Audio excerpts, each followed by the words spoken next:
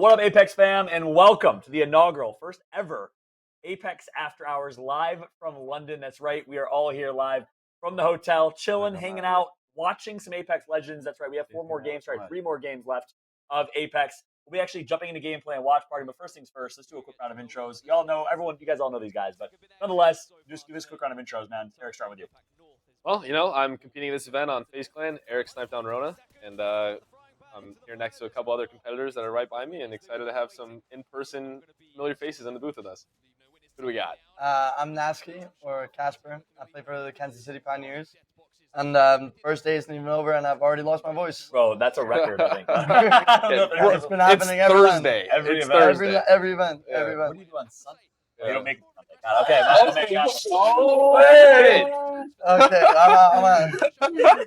We're starting hot. Yanya. I play professionally for gaming. I don't know. I'm really good. Ganjaman. We got a translator here. He's so good, he had to change his alias because people thought he was cheating from Ganjaman to Yanya. Yeah, that's right. No, actually, it's different. Sorry. You don't know it? You told me this. No, it's even worse. Oh, no, I do know. We're going to get to that. Okay, I know it. The people need to know what the truth is behind that story. We'll get to that in a little bit. Shout out to Chrono here. He's editing our levels and our volume here live for each of us. We have this crazy setup. We got lavaliers. We got the whole thing. And then we got the boy Pistillo on the end. You guys aren't going to be able to hear him. Sadly, we only have 4 microphones, but he's here translating, a.k.a. hyping up, gassing up his boy here, calling him the best in the game, which arguably, he's up there, man. He's up there. El Presidente himself. Good to have you, man, on the stream. Let's look. A couple things. You guys see games live on screen right now. We're going to be chilling, watch partying the games, talking about the games. And then later on, we're going to have like a proper post-game. We're going to talk about the entirety of the day, what we saw, different group matches, who performed, who didn't perform, individual performances, and the like. But right now, we'd love to get your guys' thoughts. Aurora is contesting every single game. There's not a game that they will not be contesting in the stages. Gnaske, you compete against them every single week in Pro League. Your thoughts on that? Originally, back in 2021, we were going to take Harvester from them because Harvester got Beacon introduced. And then we fought them 6 times. And it went 3-3. It was very, very even, actually. I figured it just wasn't worth the trouble because they were notorious for being brain dead and just pushing everyone and whatever. They're very talented. Let's not take that away from them. But it's just not worth the trouble. I mean, we see now they won't leave. They're losing in scrims and they refuse to leave. Even like they were down by double in scrims against DZ, I think. It was like 55-7. Yeah, it was. What? I think at one point it was like 38-18. Like it was something along those lines. Yeah, and they're just. I mean, they contested. They went up 3-0 in the first series and they got 3-0 in the second. So I mean, it's just kind of a stubborn thing. But I believe Aurora. just because they're from Europe. Is that what? That's it. My man's blindly a European stan. Yeah. I respect it. That's crazy. The worst part is I love Onyx and Dark Zero too. Yeah, that makes it rough. And they're contesting Onyx on Storm Point, Dark Zero on World's Edge. Yeah. Is the vibe. I had 3-3 right now. They started strong, though. They 3-0'd. I think they 3-0'd Onyx. They 6-0'd the last set. They 6-0'd the last set. Insane, man. But now they're 4-0 negatively. Negatively, yes. It all yeah, so I might go 0-6 now. Like we're at the here, Ashford, local. Yeah, you gotta go. If you go up early, you gotta know when to walk away from the table. Yeah. These guys will never walk away. That's interesting, man. Yeah, and I love your take on that. Like, most teams respect the numbers, and if you're getting your ass handed to you in contests, would you guys walk away or would you guys stay fish farms? Would you guys stay in your drop spot? We will stay on. So you're the same way as Aurora. You're like the Aurora. Wait, whoa! What about the whole optic contest? That's different. It was different because we tried to get Maude and Lava City, but like we don't have like too much time on that spot. We tried to take the spot from them because it was like we tried to take the spot from the old optic, but then got in. Yeah, and they did pretty good on Pro League. We lost the contest, I guess, but by their performance, not by the contest. You didn't feel like you itself. lost. So, you can take the mic if you want. Yeah. You can unclip it. You have to clip it back and forth. Sorry, David. We're driving our producer. I was going to say, you guys could like pass it back and forth if you want to do that. Just don't swat. Don't put it close to your mouth. Keep it like down here. Like here? A little higher. Right okay, there, perfect. So what basically happened, like, I saw like a Reddit post with stats on our contest, like official stats, and we didn't lose a single official ALGS contest. But what happened is like Apex had a bug that our team didn't get to play 2 weeks, and they played 2 weeks in advance. And those 2 weeks they did extremely well. They got first, and I think they got third or something like that. So they had the point advantage from us. So of course they could grief us on fish farms too. Yep. So that's why we decided to leave. But we didn't lose a single like official ALGS match. Interesting. So that's why we left. Not because we lose or not because we were afraid. It was like a smart decision. It was a smart decision. It's Yeah, like, yeah. like, of course, we love the optic homies. Like we love them so much. Drop is our perro, you know. We call it like our homie or dog, you know. I'm about to say our dog. Perro, no, but perro is a good thing here. Good Like, thing, I get yeah, it now. like he's like our homie, You you call know. him your bitch or something. No. He's like our homie, you know. That's why we talked with him. He was like, "You sure you will not come back?" We're like, "Yeah, we promise, okay, yeah." Yeah, that's funny. That's the real story. That makes sense. That's funny. Well, we got Lumen. Just a couple things happened. Respawn Dev just get 10 in your chat. Some big shots for everyone. Who was it? Who was it? Info. Shout out to Info, my man. Homie. And then we got Love that guy. Luminosity, the official Luminosity channel in my chat saying what's up, saying we love Ganjaman. And on that note too, I want to use that as a chance. So you guys started speaking to it. The story of Ganjaman. Let's finally settle it. I think everyone's been wondering. Maybe you've told it on your stream in Spanish a couple of times. What's this? Try and keep it short if you can. What's the story of why you went from Ganjaman to Yanya? What's the whole story? You think it's because you got banned? It's not just because you got banned. No, I know the story now. You know the story, we talked Yeah, about it. I told him. Yeah, like, we talked on a about play. Okay, the story behind why I changed to Ganjaman to Ganja is because, like, when I used to be like Ganjaman, there was a rumor that I was cheating, right? And everyone used to think that. But then, like, I got banned. I got an email from EA. They told me that I got banned for like how do you say it? Like, Your name, yeah. You got banned because of Inappropriate ganja. ganja. Yeah. Inappropriate name. yeah, because ganja is Weed. weed. The weed Literally, The weed they told me man. that That it was was your name. illegal to have that You name. named Man. Ganjaman because you enjoy ganja yourself. He doesn't smoke. I don't smoke. Why I was don't your name smoke. Ganjaman? It was the name of my brother, like your on brother's his gamer tag? Xbox account. Yeah, and I On just Xbox took back that. in the day. Yeah, and I just took the name like for everything. Does your brother enjoy the ganja? Yeah. Yeah. I mean, not anymore. You know. Yeah, Oh, yeah. yeah. Right, yeah. Yeah, but back in the days. That's right. That's right. Yo, But yeah, Bimbo, So thank you you used for your the brother's 5. gamer tag on Xbox the entire time. yeah. Then I switched to PC and I was You Ganjaman. stayed as your gamer tag. at that Yeah, point. that was both my of ours. name for like Stayed. That's 10 years or something. But yeah, it. I guess that's the story. You guys want to pop in for a little lean over? In the back. We got some special guests here, y'all. I think y'all are like We got a lot of pros around the area and a couple special guests just trying to pop in. Pros might be an overstatement for these guys. I don't know if pros is the correct Yeah. word. Only got one left. We got. Well, you guys are gonna be surprised to see this one. We got the gang. We got a nice look. But that's the story. You switched over. The gamer tag got banned because it was inappropriate, and then you're like, maybe I should change the gamer tag. Yeah, you said fuck it. I'm gonna get banned again Yeah. if I use that name. You know. You competed in like 5 ALGS tournaments as Ganjaman. I remember casting. Yeah, I played like the Pro League. Put him Ganjaman. They put him in Ganjaman. Did they Yeah. really? I didn't know that. And I told him like, dude, speak it again. Yeah. They put it on the official ALGS flag. I Yeah. can't ban you. That's funny they did that because I still feel like so many people had Sweet no boy, idea that yeah. you were Ganjaman. Like Yeah. they think that person honestly Got probably banned. got banned from Retired and cheating got banned. and then just Yeah. disappeared and then all of a sudden it just reappears and he's competing at Ganya. events. The Ganya guy. Yeah, right. And joining Scry. I am Ganjaman. Like, the Yeah. boogeyman over here. I love the vibe. Well, look, let's jump Yeah, into this. Booyah. We're about to get crazy in game.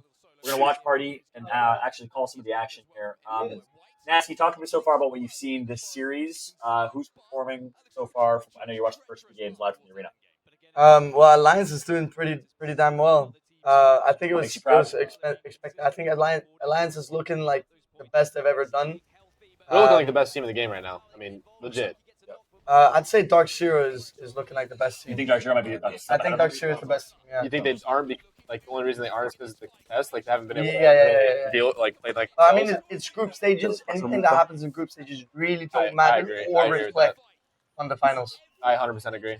Quick moment to give kudos to Beck winning the 3v3 after the Team 3v against Pulverex. Yeah. Which, by the way, I don't know about y'all, but every time I watch Pulverex, they play the game like they're still a team of 2 at Raleigh. Like they just hide and play ultra. I've never seen a team play more rotate, don't shoot your gun, and just make it to late game. But they actually turned up in their first series. I remember Raven telling me that Pulverex has some of the best macros I've ever seen. Wow. Which is rotations and stuff like that. When they And they're won our very group. smart. Yeah, they won our group. That was like my first time ever really playing against them like that. So They got kills too. Not man. a scary team, but very good team. Yeah. Very good. Smart. good way to put it. You're not going to be scared to like contest against them. You're not No, going to be yeah. scared to fight them. Yeah. But they know Apex. They know Apex.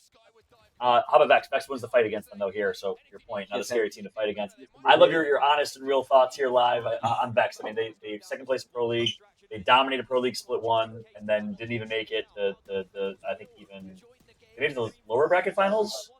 Yeah. They got top 40, right? I think they got Yeah, top 40. they got 36, exactly. something like that. So what is it that about Vex that they turn up online but they don't show up on LAN? At least last time. Well, people are considering that maybe like unlucky or probably not Tyler, but maybe unlucky is cheating. Wow. But then we were spectating unlucky, and he was hitting some out of this world car shot. On LAN? Yeah, just earlier today, from like 100 meters away. So Unlucky had cheating accusations when he was teaming with Dolphin, He right? got banned for Like cheating. yeah, actually, yeah, I forgot. He actually Yeah. did get banned.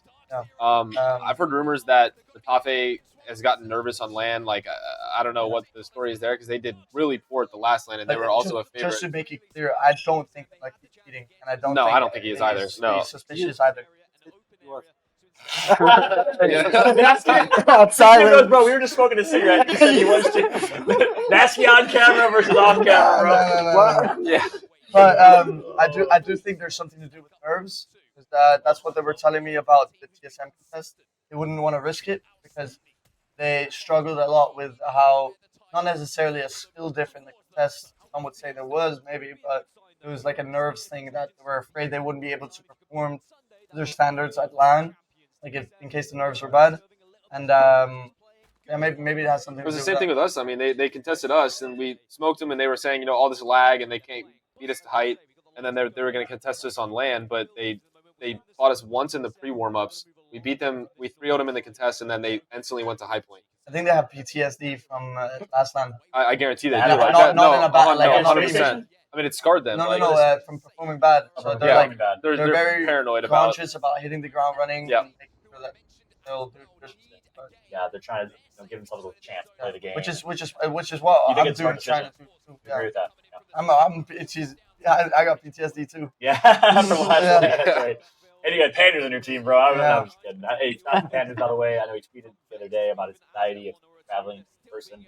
Respect him a lot for tweeting that and posting that. But real quick, let's lock into this game here. We got seven teams left. We'll have a chance to talk a little bit more. I want to hear from Yanya and his thoughts on the Mexican scene. But for now, Dreamfire eliminated from this lobby. TSM still alive. They take high ground. 7 squads, but how's going to go down? I don't know how they lost that. Or they haven't lost it yet, I guess. They I'll hid find behind a the way to cattle. blame They're Verhults. gonna win this. You still got it? I think they How's still going to got find a it. way to what? Blame Verhults and reps. Yeah, he'll still find a way to play. Fuck Jordan. I really actually think that like Imperial gets like baited like most of the time when Interesting. he pushes. It's because reps supports and Verhulst is a nature like a safe player. He won't take a risky trade.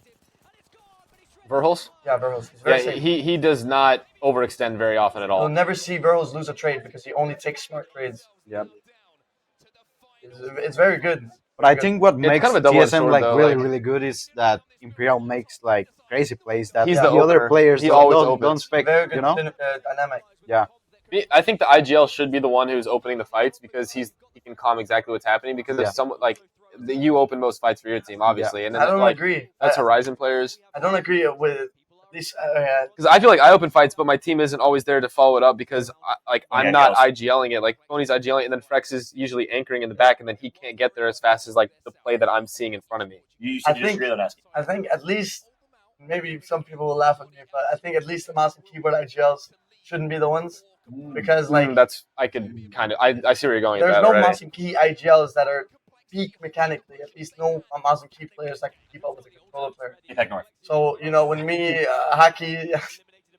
Hakis or Kashira say about to go into a fight, we'll say, "Hey, controller player, go." Yeah, make we something need you happen. to get a pick or open Yeah. up some damage. And that's the call out. That's the call. That's the call. IGL. I tell Saint when we push a house, Saint go shoot up the house. Leave no one alive. Yeah, he's like, we don't got to worry about that. Yeah. Same with you, your team as well, man. Yeah. You're safe, you know. Yeah, we save everything you see. We say mono mono. Mono, mono. Mono Mono is that Mono name? Mono. Is that monkey in Spanish, Spanish? Mono Mono. Is that what I'm gonna hear in the comments? Mono, mono, mono, mono, mono. Go, go, go, go, go. They say Mono Mono. Apron stack. I love that. We make monkey sounds. I love it. 4 squads left here. Final circle. Complexity. I've been pretty impressed. Complexity played solid so far. Nothing crazy. What are they, Really 6th solid, place right consistent now? gameplay. Game 4? Places game 5, I think, right? Game No, 4. game 4. Oh, it's game 4. Good luck. Game 4. And right now, I'm gonna need Complexity to go down. I don't want them to get points. I'm not gonna lie. I'm playing on Plexi down for 2. Yeah, trying to get Fire Beavers on top. They're contested. Y'all just want Alliance to dominate. They keep getting Yes, points. I want Alliance to just dominate the points board, so then I have a higher chance of placing in that top 20. So. Strategy. Looks like we go next. All right. Go next on board here. The EU squad themselves. 1 alive, make 2 alive here for Realize. Former Fun 123. They should be able to clean this one up against the EU. Go next. Former SAF squadness. They will. Realize on top, and that's just the continued theme of today. APAC North has turned up in an incredible way. Triple MK in this squad. Yanya, you've been impressed so far. You guys are the only North American team holding it down. Maybe it's because you're Mexican, you're not American. Holding it down, but have you been impressed with APAC North so far? Yeah, they do some crazy stuff like with the movements and with Bangalore. They are so crazy. They are so good. APAC North is looking real good right now. What's working well for them? They're good. They're just solid. They're really good. They haven't been looking this good in the other lands, but they're the best region by far right now. Like, I mean, it's only day one. But right now, best team, best region. I'm gonna ask you though, Eric. You've been quite a few tournaments in your career. I won't name how many. I also won't name how old you are because I throw you under the bus for being old often. But with that said, there's one thing of starting strong. There's another of finishing strong, and we've seen this before. Look, Northampton played really, really well during group stages last time and didn't even make it to champion finals, I believe, or drop the egg. Do you think they'll have what it takes to finish and talk about the difference between starting and finishing strong? Like, is day one, should we be getting ahead of ourselves? No, we should not be getting ahead of ourselves in these games. We can look and say like these teams are looking very strong and to keep an eye on them for long term, but this is just like the ALGS lobbies where the regions are going to have – we're international now, so a lot of these teams are going to be stronger and weaker than others. So these group stages are going to wean out the weaker teams, and then when you get to the higher tier lobbies, some teams thrive in those higher tier lobbies against the best teams because that's what they're used to playing against, that's what they practice against, whereas like weaker teams, you're maybe not used to the kinds of pushes that they make because they might not make as smart of pushes as these top tier teams might catch you off guard, things like that. So, I mean, group stages are just more of chaos. That's why we see less teams in end games, and when you get to the final lobbies, you're really bunkering down and getting to those 7+ teams end game, like really small circles.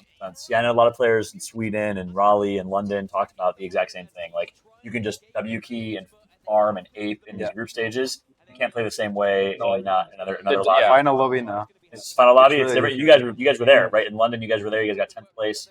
Was it 10th in London? Yeah, okay. That's why I predicted you guys 10th because you guys got 10th in London. I think 10th in Pro League. Yet they broke the kill record in one of the group stages. Yet they broke the kill record. Yeah. Was that losers finals? Losers finals, right? Yeah. So talk about it. So you guys were aping intentionally, playing aggressive in group stages. Actually, that's a funny story how we broke it because You misclicked the character. They can't hear you. Hold on, they can't hear you.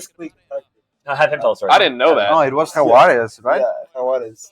Talk about the story of how they broke the kill record. I guess. Yeah, so basically Jaguares was supposed to play Seer, and I don't know, he was playing with the skins and things like that in the lobby. Yep. And then he chose Bangalore. He just looks at me and like, hey, I fucked up. I misclick. And I was I think it was Valk. It was not. No, it was we played Bulk, Catalyst, Bulk, Bangalore? but no scan characters, no recon characters. Wow. So he just looks at me and he was like, I fucked up, and I was like, go ham. I told him just push. That was a mistake game. No way, bro. Mono. just ape, just ape. And there was Catalyst and Valk were the other two? Yeah. Interesting. Was that what it was? Catalyst and Valk? It was. No, Okay, Horizon. It was Horizon, Bulk, and Bangalore. Horizon Valk. Yeah, Horizon Valk. Bulk. Really strong comp. Yeah, he's like super pushy comp. He's like, go ham, like go push on. He was like, I misclicked. What I do? He misclicked the Legends select. I did not know that side of the story. Actually, I think we played Give it the mic. Horizon, Valkyrie, and Bangalore. Yeah. Oh, Horizon Valk. Yeah. Okay, yeah. You remember that? That's crazy, man. Comp. That's insane. And I'd like to hear your take on that. So you guys played very aggressive in group stages at the last LAN. What's the difference between that and the finals lobby? Talk about the difference. You were there. I think there's like more teams like trying to tier and trying to play like passive, like to play every single corner. of the circle, but I think by our play style, we just need to be like aggressive also on the finals. Stay aggressive in the finals. So Yeah. that's the key. Yeah, I think that's the key. Keep the You aggression. don't need to have like fear of the other teams, like get points, position, and everything. You know. At the end of the, I like your take. Ask you, do you think there's such a big difference between the 20 best teams in the game and the 40 best teams in the game? Should you respect and fear those 20 more than you do the 40 in group stages? You know, I kind of think normally yes, 100%. But I kind of think this tournament is different. It's like top 25, maybe, or top 30 even. Yeah. And that are way better than the the 30 bottom to 40. 10. Okay. The bottom 10. Yep. Come on, But- is that Aurora or FaZe? That's 0 points after 4 games. Right, you can roast yourself. A little bit. Uberx has. Pulverx not looking good right now. Pulverx 10 I thought points. were They got low-key- 61 in the I first thought it group. was a little catfish that they won the first group. I was not you expecting think them it to do as was well as they fluky? did. I What's A up? little fluky. thought it was a think little it's fluky, but They always find a way to qualify. I just don't think pound for pound they're as talented as every other team. It's the reality. You guys said it. You're not scared to fight them. They know the game really well. You got to respect to that. But it's a little fluky. If you don't get good zones, if you don't get good luck on rotates, if you're not playing lunatics that are not going to ape you, I don't know. It's, Acend. I want to get your take on Acend. We got your take on Vex a little bit earlier. Thoughts on Acend, man. A lot of people were saying they're not going to do as good this LAN. They got nerfed. Crypto got nerfed, and they're not going to be as great. They also cheated. Some people apparently Cheated? they cheated. I don't know how they cheated. What? How? Where? What? Because in Pro League they did really, really well, and then in Sweden, I think, and London did it good. Cheated? That What? didn't cheat. That's a I wild. don't know. Nah. You heard that? No, that's a wild. Nah, no way. We're talking about Ascend more recently. Do you think they're as good as they were in London? You know, it's not worth it for me to talk about Kashira I'm gonna get No. roasted. because if I say something bad, his diehard fans are gonna kill me. If I say something good, it'll get to his head. There's no winning. It's a lose-lose situation. And that shit fuels his ego Yeah. too much. No, I think they were looking very, very poor in the Pro League. But now they're showing up. I mean, yeah, I was funny between game 3 and 4. We get like a break, and then I was talking with Lufka, and Lufka said, he was asking how it went, blah blah blah, not that good. And I asked him, he said, we got 4 points in 3 games. I said, is Kashira mad? He said, no. What then? He's not talking. That's even worse. Yo, a non-talking Kashira. Yes. That's dangerous. That's scary. Everyone knows Kashira. That's for being probably toxic. terrifying. That's right. Yeah. Yeah. Every toxic. Is he mad? Is he angry? No. What did they end up placing in that series? You guys know? It was your series, right? I I don't Was it know. your don't think series there or was was the second yes, series? yes, it was our Your series. series, I don't Nothing great, right? remember. Top I 12. don't remember. No, great. Yeah, I don't remember. I might have it in text here. We'll see. That's interesting though. But they're turning up here. You got to give respect where respect is due. And this is a pretty competitive lobby, right? Alliance, Stark Zero. So for them to be showing up in this Dark lobby, Zero's actually, they did well in the first 2 games, but they're stuck at 22 points. And Really? they had that basically after the first 2 games, so they must have been dropping some in pretty this low series score. here? They only have 22 Wow. points after 4. I just saw it. They're in 9th place overall in this group right now. Optics had a rough go about it. I think everyone thought Optic was going to be a team that was potentially going to win the event. They were, I think they had the same points as us in the first series, and they've got, I think, around 20 so far after 4 games in this series. So they're underperforming to their, and I'm sure their fan standards as well at this point. We did grief them 1 game though. So did so did another team, Aurora, right? Yeah. No, I don't think Aurora was. Was it Ascend then? Ascend. Ascend landed. Ascend, No, I talked to like, Skittles grabbed about them or this. something, right? Apparently, because Skittles lands on Beacon, I think alone, and the like someone else lands Mod because they take both Mod and Lava City. Well, it's not Lava. It's not City anymore. It's Stacks, yeah. And they chose to late land, like they floated and all landed on top of Skittles, killed him, and then the other 2 tried to come up and fight, and they lost the fight. Well, they took a 2v3. Yeah. Yeah. Big cojones. Yeah. Big cojones. For sure. Or they ran them down. I don't know, but I just remember I talked to Skittles about it, and he was just not expecting I it. remember He just got straight landed on. You saw dropped in the game chat. Yeah. He was. I knew that not was dropped happy. right away. I knew that was, as soon as I saw Yeah. him typing, I was like, yeah, that's dropped. He's always had something to say when Yeah. it comes to this. He was like, I'm holding a grudge forever, and I was like, he stuff will actually hold that grudge forever. He was like joking, but I was like, no, he will Yeah, remember yeah. that for sure. B-Make, it looks like we got a little break on the live stream. We can get us on full screen, both on our feed and the live feed, and that's already there. Yeah, it'll probably be another That'd 5 that'd minutes before the next fantastic. game. Yeah, we got some time. I had to ask you, I had to ask both of you guys. I'm gonna start with you. What happened the first 4 games? Not the best start. You guys obviously ended strong, got some points on the board, but a giant donut going into Game 5. Yeah, I mean, I'll talk a little bit about this. I mean, I don't want to make too many excuses. We came out in those first games when those games started before the crashes, and were hyped. Comms were great. One of the games we had every type of beacon. We had all purple armors, purple weapons, everything. Like, zone was right by us, and it ended after like 2 minutes. The game had already started. Like, I couldn't believe the game. They restarted it after that. If you count all the restarts and the 3 games on Stormpoint, we went 1 for 7 on beacons, on zone beacons. So we had no information on any of the zones. We took some really bad fights in And you Antenna. told me like the statistical chance of that happening. The statistical chance of us going 0 for 4 because we didn't have a beacon at staging the first game either was 1.5% or 75 to 1 odds. And it was like, I mean, you can't get more unlucky than that. But we definitely took some bad fights. We rushed a couple plays. I mean, we can only blame ourselves. There's always ways for us to maneuver around those situations. We're playing an edge comp with Bangalore.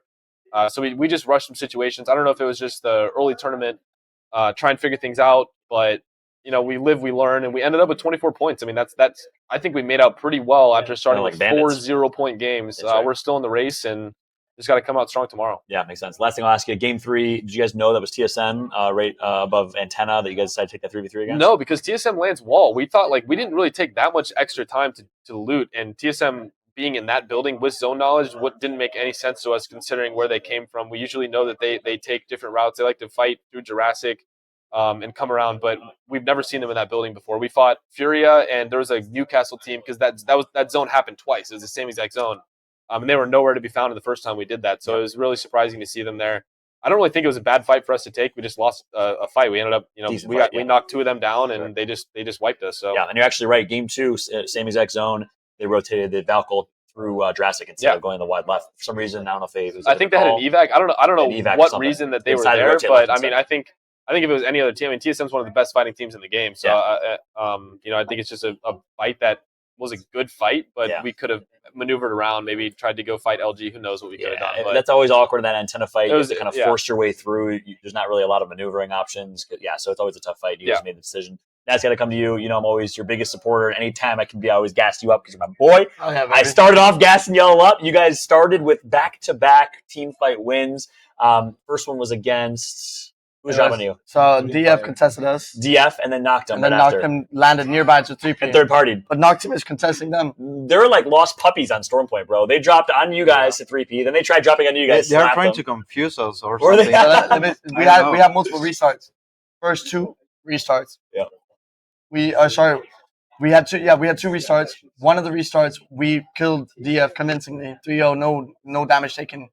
And then the other restart, the ship didn't land yet. But meanwhile that was going on, Noctum was landing on them. Yeah. Lost both of those contests. And then when it actually happened, Noctum said, fuck it, let's go grief the mill contest. So they landed nearby. We convincingly wiped DF, insta 3PS, and we just wiped them too. Yeah, we had to hit the ground running. You started off really feeling great, and I know you're a man when you have a snowball, that shit turns into an avalanche. You're hype. We were very hype. And then the restarts start coming. Were the restarts after that? Though there were no restarts after that. Well, there was delays. Delays. Yeah. We stopped being locked in the vibes. Like it's hard to say. Whoa, let's go for 2 hours straight, right? That's right. So the vibes were still good and confidence was still good. What happened though? It was just hard. You jinxed us. That's what happened. He says I jinxed him. We were farming, then you tweeted. That was it. That's what happened. Okay, yeah. So he makes excuses in the game. He just makes excuses outside of the game. Yeah, I'm noticing some trends here. But look, we have to talk. I think we'd be pretty bad if we didn't talk about the restarts, the delays. From your guys' perspective as pro players on that stage, your thoughts on the hour and a half delay to start and the restarts here, Eric? Do you want to kick us off? I mean, I was typing in the chat. I thought it was pathetic. I mean, we were getting no one was talking to us about what the restarts were happening for. Yeah. I didn't know people were crashing. I don't know. It just felt like there was no communication. Like how was this not happening the day before? Yet it was happening during the tournament day. I mean, I literally was taking photos about how hype I am to play on LAN again. I feel like these issues just follow me everywhere. I don't know what it is. Like the last time your game crash. Yeah, last LAN I'm at, no reconnect. My game crashes. Game 6, don't make it to grand finals because of it. I come to this LAN. Apparently, this didn't happen at all at the previous London LAN. There weren't any delays like this at all. What's annoying too? we can't see the names of teams. Yeah, we Everyone's can't called see the ALGS names, Playoffs. But we can see it on broadcast. on the broadcast. So we can. when we're playing, like we don't know who kills us. We don't know. So annoying. We don't have any of that information as But isn't players. there normally anonymous mode though? Like, what's the difference? No, basically playing but with when you're streamer spectating mode. them. Yeah, but when you spectate them, you Oh, you normally still see see the it. name. Because then you can like learn, oh wait, why Who was else, this sorry? team here and stuff. Onic lost the contest. Oh yeah, baby, Aurora, baby. Aurora's on the board. Aurora's on the board. My man's on you. It's just like us. That was too funny. After the first set, Aurora came out, and Genburten and Xynew were there, and then me and Hal, we were like standing in front of them. We were saying, Aurora, Aurora, and then we could see them getting more and more impressed. And then the Ranchies came in. I grabbed Ranchi and said, "Let's go, Ranchies!" And he starts like whistling really, really loud. It just became so hype. It was so funny. That's a great moment. Those are the moments you can't trade, man. That makes LAN so worth it. Yanya, how about you? Did the restarts affect you guys? I mean, obviously not. You guys got second place. No, they got gifted the first zone of the regular They game. got so gifted, man. Of course, it didn't affect. Did you earn it, or were you gifted to top first place finishes? I mean, we don't got gifted. We killed the team of the Godspot. Like, Earned. There was Okay, a fair. team there, so Okay. yeah. But no team It's can not play that gifted, because you you know? I'll tell you right now, armor. if you look, I'm So some of the you math. come out of your loop with everything Red you could armor, possibly yeah. imagine, Yeah. with Yeah. like Horizon ults and everything. Every Like, You get fight you biased guys because say- of the armor. every you're fight saying? you guys say- well, yeah, You guys they already did it, it's contested, a so they got their armors Oh, up I that know. way. we Plus, they just get the found them armor. like with triple purple, maybe one red Evo, and Yeah. they were with Probably like fully decked white, weapons. two blues. Yeah, fully decked weapons. Is that the this. Godspot team? That's the Yeah. cannon. Oh, Yeah, okay, the yeah, cannon, yeah. right? it was Yeah. it What was team is it? MDYY. Yeah. That they land on Stormcatcher or something like that. So I don't know how they got it from Stormcatcher Yeah. to Gale Station before we get out of the armory. Armory. Probably got there so cannon, fast. and then antenna house, and then Yeah, yeah. below. Wow. So they had Godspot. You took it from them. They had bad We loot. thought it was like South. Let me ask you this though. We have the map right now. We're gonna take a look at the map here. So you guys obviously had great southeast zones 2 times, but you capitalized. Look, at the end of the day, someone did the math and the stats. At champs, 50% of teams won by being in zone. 50% of the teams in the games won were by teams outside of zone that had to rotate far. So like statistics would say you're not guaranteed to win. You have to capitalize. So kudos on that. Good. There's more to it. Yep. The people that are not in zone, usually it's because they're an edge team. Yeah. And edge comps usually have more firepower, aka better chances of what's it called winning the game. Like you see a Watson, Sear, Valk team, they have nothing that can win the game. Yeah. They'll have positioning, but they have nothing to win the But they game. don't have the utility to win. And then you look at a Bangalore Horizon Catalyst Yeah. comp, Yeah. that will win the fight, or That's a a good point. Caustic team, or That's a whatever. very- Horizon might be the most win comp character of any character right now. Probably, yeah. Yeah, I mean, it's like you have everyone around you. You throw a cube up in the air, and everyone has to fight each other on the ground because you can't take time to look up in the air and shoot people. Like Yeah. you can't do that. That's a good point. That's a So good point. Let me ask you this though, Yanni. You guys see the zone. What's the play style like? What are you guys doing? What's going through your head, and how are you playing this northwest zone? Crap. well, you're I mill. think we just go Yeah, to we're the middle. beacon of enemies and we craft all we need. And You gonna wear? Sorry, then say it again. Well, he's fish farms. He's we on go complete to the opposite side. beacon of enemies. Okay. Like we might go to craft ship file, maybe to barometer also. We scan the beacon of enemies. Then we see what enemies we have like behind, on the right, And you'll take those on the fights. left.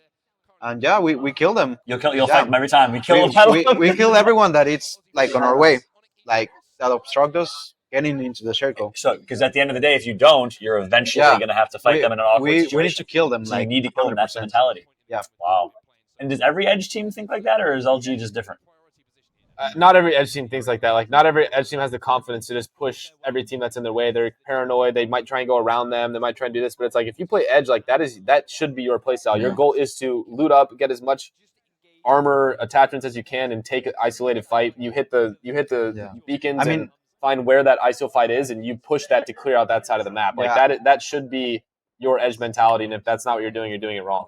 Yeah, I mean it's not like you take like every single fight that you can. You just need to kill like the people like to get into the circle, you know? Yeah, that makes sense. Yep. Yeah. Yeah. I So Not people to like fight in your your way. way, you know? And you're telling me right now, 100% of the time you will fight them, or is it most of the time? If we need to, we are fighting them. How You're much right. did the like map room beacons help your specific playstyle? It had to have like a lot.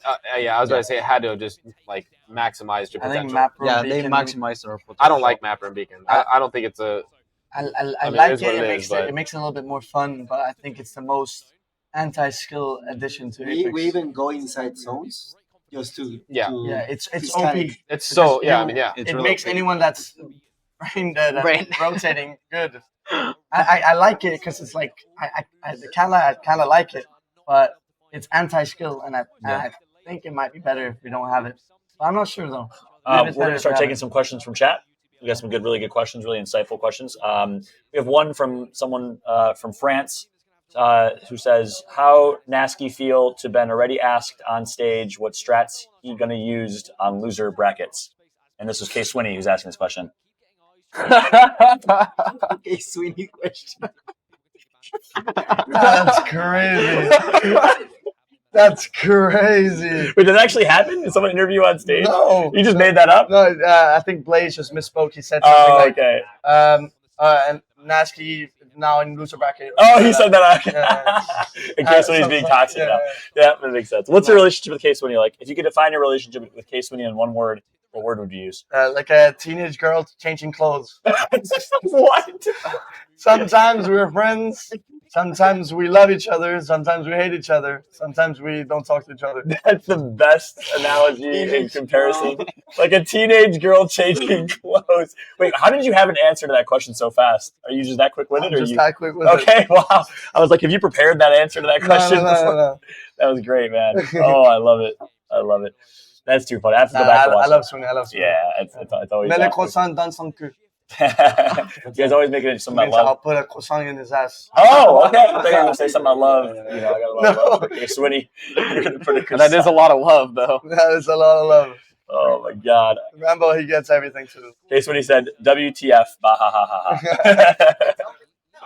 K Swinney, we're here, bro. We're in your hotel. I can't say which hotel. We're in your hotel. Oh, I think he's. Is it the other one? Okay, we're at the other hotel on the second floor. If you want to come say what's up, K Swinney, you can come and you can respond to Gnaske's thoughts here live.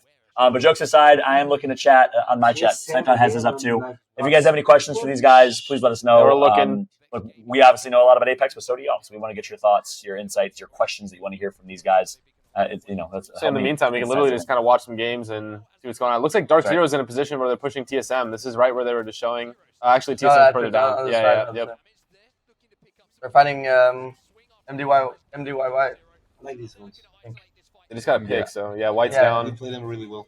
Yeah, there's so these much guns, space they're to fun. play. You can like Yeah. control the space. Kind of like a battlefield, you know. You control Yeah. space and you go in, and then you control more and you go in. Is this a fun end zone for you guys? You guys like playing this here? These type of end zones. I are mean, exciting. these are good end zones, yeah. A lot of teams usually Very end up in skilled. these zones. Very skilled. So more skillful in this end, and that's because you have more cover to work with, more That's kind of strategic. because you go like the way you do it from edge is that you control out, then you go in, you control out, and then you go in, out, and it's like you have to win your trades, and then it's you fight for space. It's kind of fun instead of it's just a zone nearby a house, and then And posting up, We're back. Like Sky. You're not a fan of Skyhook finishes. no. You I do like love that. Skyhook. You do like that. Yeah, 'cause Skyhook is the that was your most bread and fun. butter back in the day, Because bro. there's so many houses nearby each other. Yeah. I don't like let me think. Staging. There's one solo house between Harvester and staging. There's one solo house. Yep. We call it medic. It's a respawn beacon. Like if Don't- anything nearby that, it's just boring. Whoever has that house wins the game or gets good. Touche, you can take my spot after this game. No, you're staying. No, I Yeah, he's ready to. I'm not Are you guys staying. ready to make an appearance now? I'm or not what? staying. Sit on the lap. Come on in, big boy. He said, "Hey, Dad." Our first special guest of the day. Here we go. Yo, the fucking boy, the legend. So drunk, you guys. It was smashed. Don't worry, they can't hear it. Another mezcal? Sí, papi. Sí, El gringo no puede. It was actually really good, though. Yeah, it was I was really pleasantly surprised. He said, "White boy can't hang." Oh, shit. That's what he said. I would never. He said. In fact, he called you a gringo. It's even worse. No, gringo es papi. ¿Qué pasa? Vamos, way. What's some gnarly Spanish trash talk, or like disgusting things y'all say that y'all. Chupa mi la pija. Okay, Gnaske's the one that's gonna. We never What say is that. what is Chupa mi la coño. the gears? cabrón. The gears guys used to always say something, Maybe I'm cabrones Spanish. or something. Say like, But I'm Mexican. no sé, something like, vete a la verga, hijo de tu puta madre. I'm Pinche cabrón. Do you guys like swear to hype each other up? You don't do that, huh? We all respect it. You all respect the language. The Gears boys were savages, bro. Doesn't that identities? They used to swear to each other like crazy. Oh, we got a little dim light. Damn, Dim we got lights really baby. intimate I over still here. got the bright one on me though. How's the lighting looking? Can you turn some lighting, Chrono? It's a little dark. It looks. Can you turn it down? Turn it down a little bit. Chrono's gonna try and get a couple lights up if he can. Touche wants them off. I know my Shots our first. I know my tell on Strictly Bone. That was great. So That for was great. everybody, I don't know if we talked about it, but we're doing this tomorrow as well. We are. So I don't know if that's been talked about on stream, but we're trying to get these a little more active at these events. Have some more pros involved. That's a fact. Yeah, that's right. Pros. If you guys, Touche goes Not even pros. Just trying to get some personalities, some people to sit We down want with some us, have some personalities, drinks, that's have some right. laughs. What pros? That's right. Shout out to our first special guest. He gets the double special for him. Is Daltouche. We also got Drac in the building. Shout out to Drac, my boy. Appreciate Drac coming through. Drac and Touche making it back. We got Zebra in the house. Shout out to Zebra. She's been killing it. You've been killing it. Top 30, top 20 Apex streamer? Top 15. 15. Damn. We're going to have the Damn. ranks. What's up, Zebra? And you started from nothing like a year and a half ago, right? What's up? Shout out to Zebra. Oh God, it's like God slays this dude. But looking back in the games here, we got 18 squads left. We did have a producer say if anyone wants to join, you guys can join the couch, or you can come chill in the vibe or hang out. Feel free to come chill if you guys want. We only have 4 mics. We only have 4 mics, sadly, but if y'all want to be pretty faces, come be a pretty face. He's gonna head out in a little bit. You have to wait for a post game. We gotta do a post game After this game? after this game. Yeah, it's fine. 10:30. Yeah, it's fine. We got 15 minutes. No, I figured this game was going to take a little Right. longer anyway.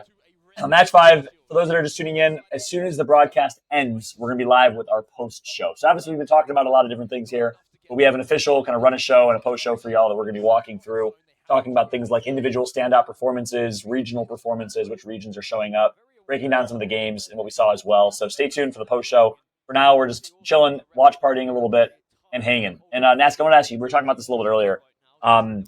Edge play, zone play. I've really respected. I think I casted edge play. Oh God, I casted. God, I gotta stop on the head. I casted a game of you guys on Boom TV, and I spoke about this a little bit. It was my first time casting y'all in like 4 months since you played with Zane, and it was fascinating seeing. I mean, I watched you guys for 3.5 years, right? Yeah. I was always very, very supportive and vocal about your brilliant early rotate play. You guys have adopted your playstyle around Zane as your third. Is that an accurate statement? How have you guys changed your playstyle with Zane?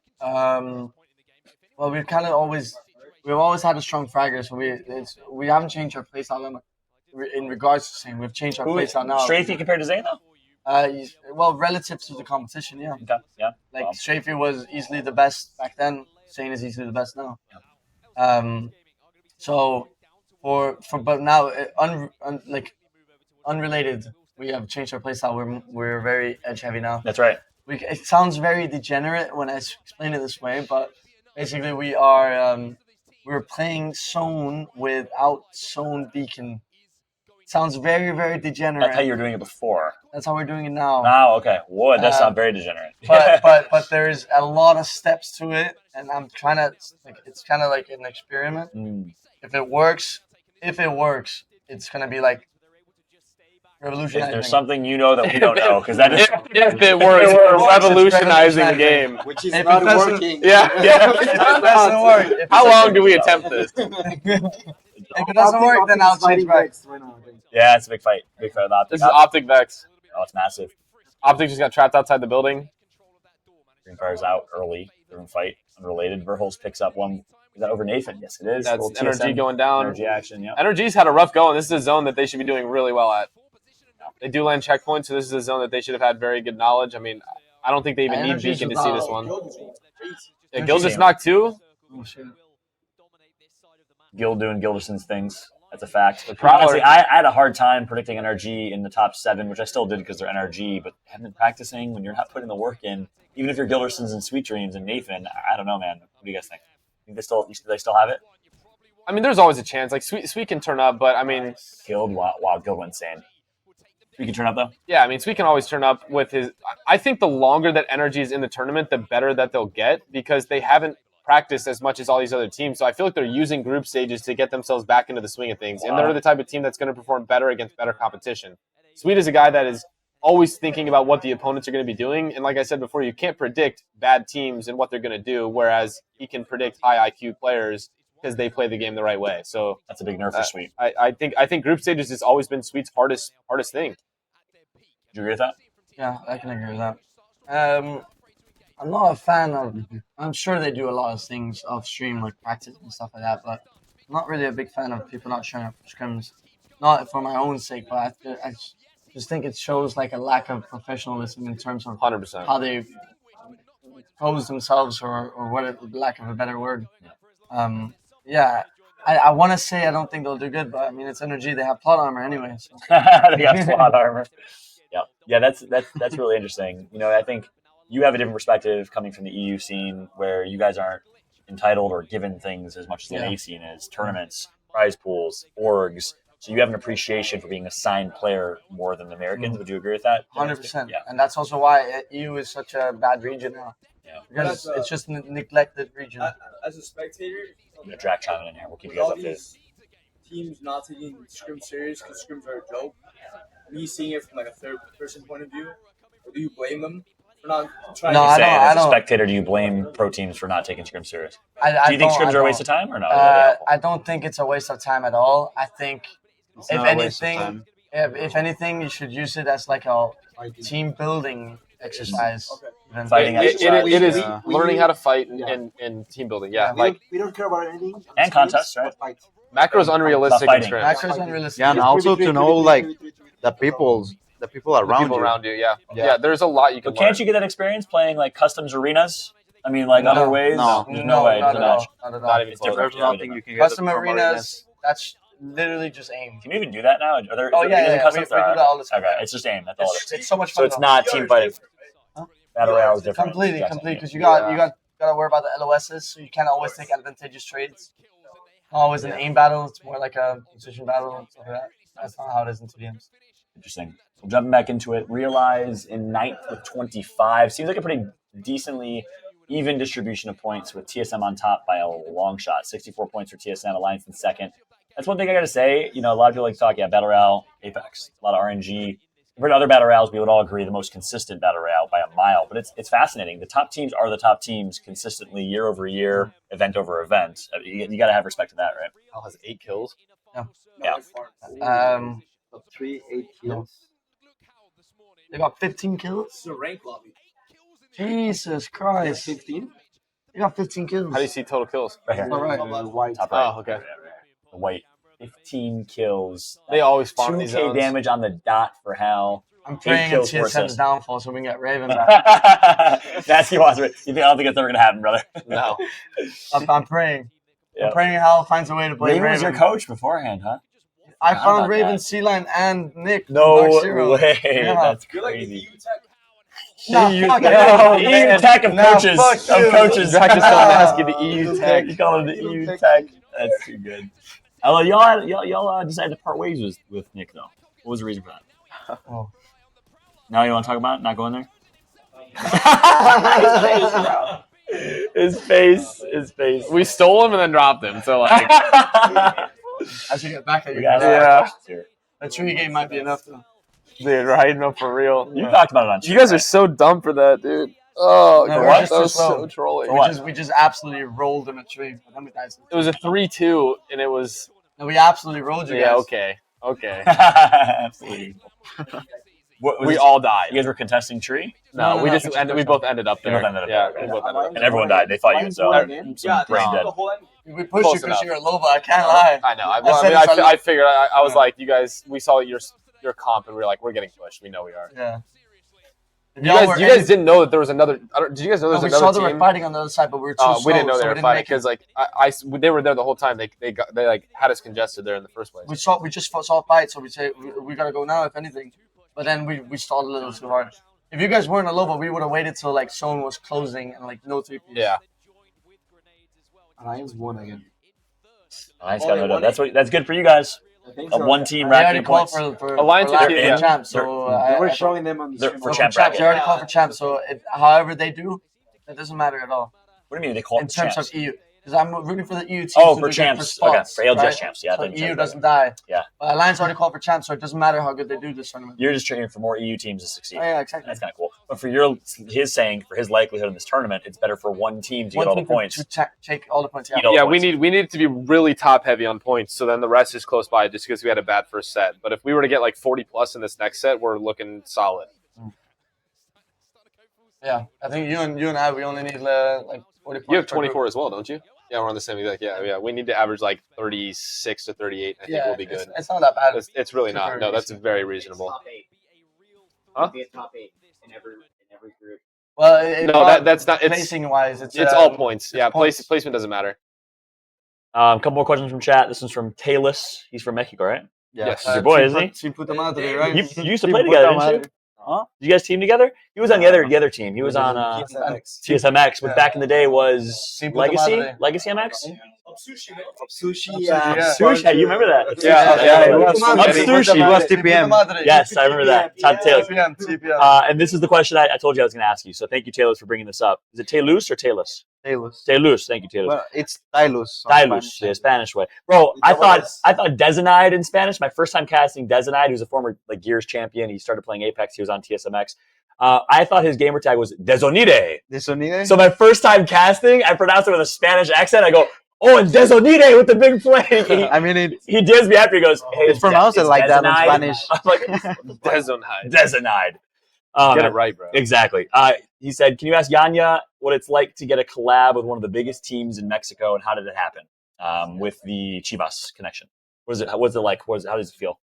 And for those that don't know, that did not hear, it feels amazing. I'll set the stage. So Chivas is is it the largest soccer club? Is it the biggest soccer club? Football, I know. We're in The Europe. biggest following, the biggest followers, the biggest like. Wow. In Mexico, right? Yeah, I it's think, Chivas. I think Latam maybe. In Latam, the biggest soccer or football club in Latin America. Mexico, no? And it was recently announced a collaboration between LG and Chivas to become LG Chivas is your official team name going into this event. So collaboration between the two. How does it feel, and how did it come together? I don't know. It feels amazing to like being able to represent all the people in Latam, Mexico. I don't know. It feels really, really good. That's awesome, man. And Chivas is based in Guadalajara, which is where you're from, right? Yeah, Chivas is from Guadalajara, the same city that Pistillo lives and me. So I don't know. It fits perfectly for us. That's That's awesome. pretty cool. Very cool. And then if you don't mind taking off the mic, giving it to Pistillo, a little bit of whatever you can share. Obviously, no details. But how did it happen? Why did the collaboration happen? A little bit on that. I mean, it fits perfectly because Chivas has like a policy that they only can hire like 100% Mexicans On their soccer team. on their soccer teams, and they're also their esports teams because they have a couple of esports teams. So Chivas has an esports entity Yeah, already. yeah. Okay. They have like Chivas esports gaming, and so they were actually like looking to get a Apex team, and well, there's no much of Mexicans around the scene to get, so they just came to us and they were like, hey, can we collaborate? Can we do something? Like, can we like do content? Can we work together?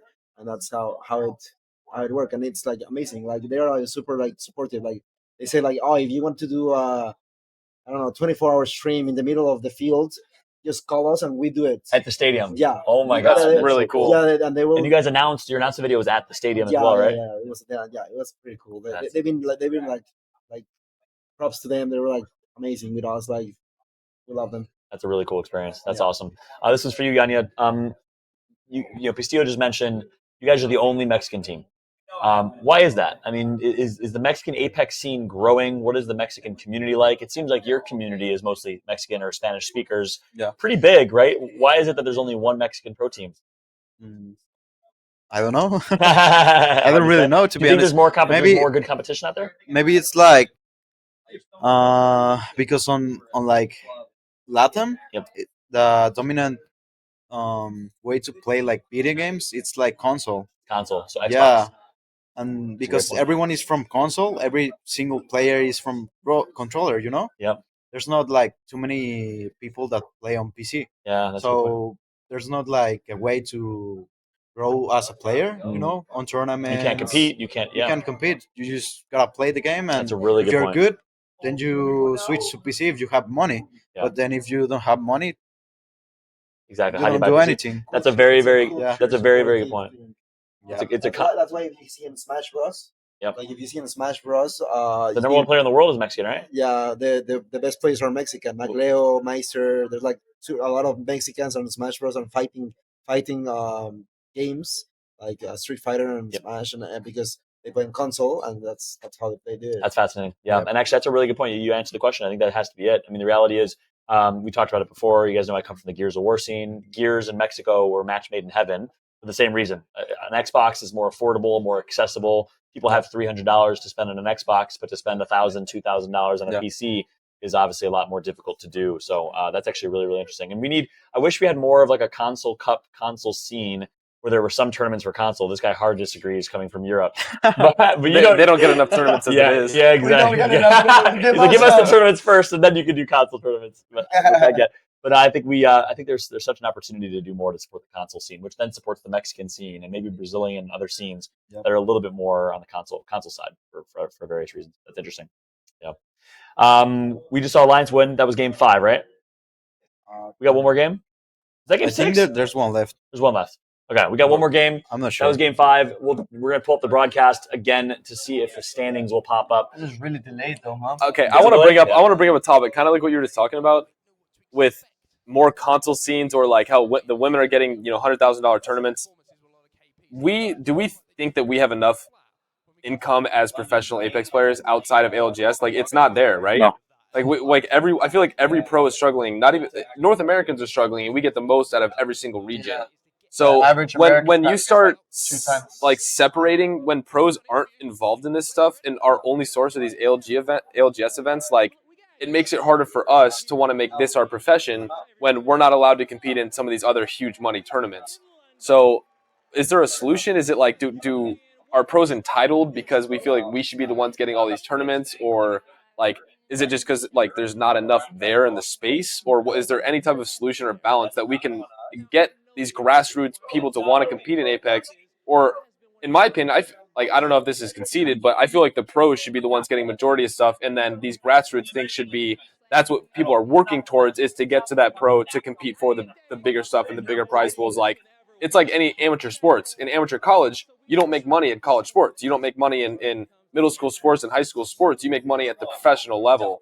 And when we start catering to these, amateur players. What amateur tournaments have prize pools right now? Well, no, but I'm saying, like, we were talking about how you were just mentioning how if we could get these console people involved, it's like I think the pros need more. That's a good point. I agree with that. I'm talking more like game battles. Do you guys remember game battles back in the day? You definitely. Oh yeah. Yeah, of course he does. You guys remember game? You're too young for game battles. Okay. It's similar to Face It in Counter-Strike. Leagues like that. I'm talking more infrastructure like that give them a chance to compete for nothing, for pixels, for trophies on websites. Leagues.gg. But everyone wants a prize. Everybody wants a prize now. Everybody, like, they're like, oh, why would I compete in this if I don't win something? Look, like, there's ranked. no, I mean, ranked is a terrible place right now. Anymore. But people grind ranked for a chance to get diamond or masters, right? When it was good. Well, I think ranked should have more rewards. There should be a leaderboard. That's what I'm saying. And not just a number one prize. There should be like an active in-game leaderboard. Something like some sort of prize that makes people want to play the game, helps them get noticed, things like that. That's something. Things like that support the infrastructure and the ecosystem, and ultimately the advancement from like complete novice, brand new to Apex, to becoming a competitive Apex fan and wanting to play ranked, to playing in tournaments, to then going pro. Like, we need to open up the funnel, and to do that, I agree with you. It should be prize tournaments. It should be things like game battles or Face It and we need to give more prize tournaments. GG is doing that. What is LINGZ? It's a company it's a startup, and they're doing exactly what you're talking about, but they're starting in League of Legends, which is creating the foundation, kind of like UEFA in football, soccer. Yep. Which is like you get all the lower divisions. You have divisions, you can go up and down, and then at the end you get to pro level. Where the lower you don't actually have the prize pools, but you can fight your way up and create like this infrastructure within the esport. Massive. And then create like this complete core for all esports.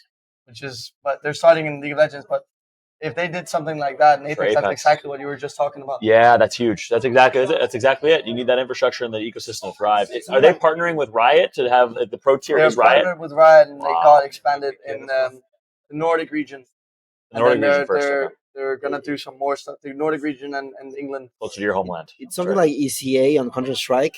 You know, ECA, Counter-Strike, yep. You used to pay a monthly subscription to play on ECA, like $5 subscription, but it was like way more competitive than the matchmaking, like the regular matchmaking, with better servers. And of course, because you are paying from your pocket $5 per month, you will take it seriously. Bro, I would have paid to play Realm. Of course, yeah. Genuinely, I feel like people took that for $5 and 100%. And the top, I think in ECA. I think that was the idea, by the way, monetization program. And in ECA, you have like, of course, like the F rank until S, and then you go G rank, and then to like the pro rank. The top 5 will get money. Yep. But everybody pays a subscription. Like everybody pays like the $5 to play with better servers, better competition, and of course nobody throws your games, nobody throws your ranks, even if they're randoms, because they want to win because they're paying $5 to pay it. To play it. Yeah, so it's gonna be way more competitive that way. Yeah, our producer, mentioned right here the minus tempo tweet trying to get people to pay for scrims. I think that's different. It's way different than playing in a league. That's different. That's different. And thriving building ecosystem. Oversight for us is like our practice. That's your practice. Like, yeah, because we actually get money from it. Yeah, and we used to love oversight. Like it's like we played like I don't know, like official game, and because we get money and. I don't know, oversight was like a good practice. Like was or no longer is, you don't think? There's no oversight. I thought they just did it recently. They started it up. They did qualifiers, but they didn't actually. I think they were having a hard time finding sponsors and income and funding. Yeah. But imagine, I don't know if like oversight says like, okay, charge $5 to each. Yeah, I mean, look, at the end of the day, that's how we started our career. We used to give something like entry fees. There was $250 a team. Yeah. And then that would go to a total prize pool, and then the ones that won got the prize pool. It's any tournament system, any poker tournament you've ever been in. Yeah. I mean, I don't know. I think there's still grassroots, like there's still ways and mechanisms to. I'm not saying that's how it should be, right? But I think there's still ways. In EU, yeah, it's $10 per team. Yeah, not gonna happen. Too much. Exactly, and the reality is, you guys aren't getting paid like the Americans are. So that's why it's fair. I think that's entirely fair. Yeah, we're jumping in to match. I'm gonna watch number this contest 6. at least. Are you gonna watch it? I want to watch the contest at least. Tap out. Yeah, I definitely need to get some sleep. My sleep has been absolutely atrocious. Don't worry, we got my entire time I've been here. We're playing tomorrow together. 10 a.m. Yeah, exactly. So we want to be respectful of your guys' schedule. So whenever you guys want to head out, no worries at all, they can hop in if they want. And we got some ringers ready. Deltuche is literally lounging in his chair right now, looking like he's about to fall asleep today. I don't know if he's ready for this broadcast, but we'll bring Deltuche. We got Drac, we got Zebra, we got pro players downstairs, and we will see if anybody's on. Who is sorry? Luchaco. Oh yeah, Luchaco. Yeah, that's how you pronounce it. Luchaco. Luchaco. Really good, Yeah, of course. Kick. Yarka, the duo, former Kick. Dropping now. Yeah. They played well. They did pretty well. I think they could. They got 38 points. 38 points. Yeah, it's not bad. Yeah, exactly. All right. How many points did you guys end up with? We both had 24. Dude, you had 24 as well. Yeah, we both had 24. That's terrible. I mean, look, you end up. What? He was happy with 24, given how they started. Well, yeah, because we got 4 0-pointers. So yeah. I mean, it's almost a medium. Look who we got. We got JMW, the world champion. Do you want to take my spot? Would you be down? Eric's going to get up in a bit. You down to sub in for Eric when you get. I'm gonna watch this contest and then I'm up. Is that cool? I'm out. We got JMW. You hop out too. No worries. I need to get. Absolutely, yeah. We need to get the rest up. Yeah, absolutely. No worries. Totally cool. Wait, you play. Yeah, you're in our group. Yeah, you play 10 a.m. Play like back to back. Yeah. Yes. Yeah. We both do. Yeah, we all do. Yeah. It's too early because this has been delayed so much. I know, that's exactly. Should have been done. Bro, this would have been great. This would have been a post show. Exactly. Yeah. Rough pickings, but we got tomorrow. Hopefully, everything's smooth tomorrow, and then we can do like a proper after show, post game show tomorrow. But for now, it's been a nice little vibe, watch party. We're jumping into match number 6. 1-1 on the contest right now. They won the last one. Aurora won the last one. They have 6 points total after five games, which is rough because they did really well in the last set. Wow. This is a massive lead with the do or die type of contest for them. Mozam is not a bad contest. It's not at all. Actually. It's good poke damage. Yeah. Mozam? Yeah, very good poke damage. You're doing a wingman shot worth of damage pretty much if you hit a good shot. That's white armors. Yeah. After the buff, they shoot so fast. Are they backing out? They are getting high ground. Bleeding right now. I think what happened is Onyx didn't have weapons, so now they just go. It's a fight for the Houses North. Yep. It happens sometimes. Basically a foot race. If this Horizon can get on this height right here without getting that whole team zipped up, so he might get caught here. They're gonna fight in the tunnel? No way. Wow. No. See, now it's just a stalemate. No one can cross to the houses. They're gonna stall. They're gonna stall it for a long time. Yeah. And it's kind of a lose-lose at that point, right? No, it's, at It this really point, it's a is. lose-lose. Someone can third this easily. I'm pretty sure last time they got thirded. But now they're backing out. If you guys know this is happening, Yanya, and you hear this from different, you guys are flying after. Are you ignoring Yeah, armory? Or I are you still mean, doing armory? if we want to do it, like we all triple land on the health station and we just third them. This fight, Because Aurora's it's this fight has to go on for PvP, so long third for you to party. be able to third that though. Yeah. Like this, like honestly, about as long as this is Yeah, going on. they don't have literally any loot. Aurora's It's trying to leave, but now Yeah, you Sonic can is come in coming and kill back. all 6 of them right now because you're walking out with what you have. Yep. You just wait till they trade and you get in. It looks like a zone that's going to end up there too. Yeah. You can see the zone hugging Chipfall. So Yeah. Well, Eric said he's going to watch through the contest, and it technically has not ended yet. So we have Eric for all of Game 6. Yeah. Are they behind him? No. They're not. Again, okay. The Mali one movement. Now it's another race. He survived. Now I guess I'll watch they're a little looking here. for it Imagine again. that name. It shifted to parameter contest or what's that? Zero No, that's dark- not a contest. That's just Dark Zero and Complexity? yeah. It's the Mill and Do you think they the wanna Xynew hop on? team. No one's do you think they want to hop on? Or They're no? just aping them. in a little bit, yeah. Everyone is just playing too aggressive right now. I mean, Maybe I'm about something to. like that. Yeah. Ooh, I kind of want We probably Complexity to go down here. shouldn't. They're too far gone. Yeah, I think you're right. I Yeah. don't think it's a good idea. We probably should.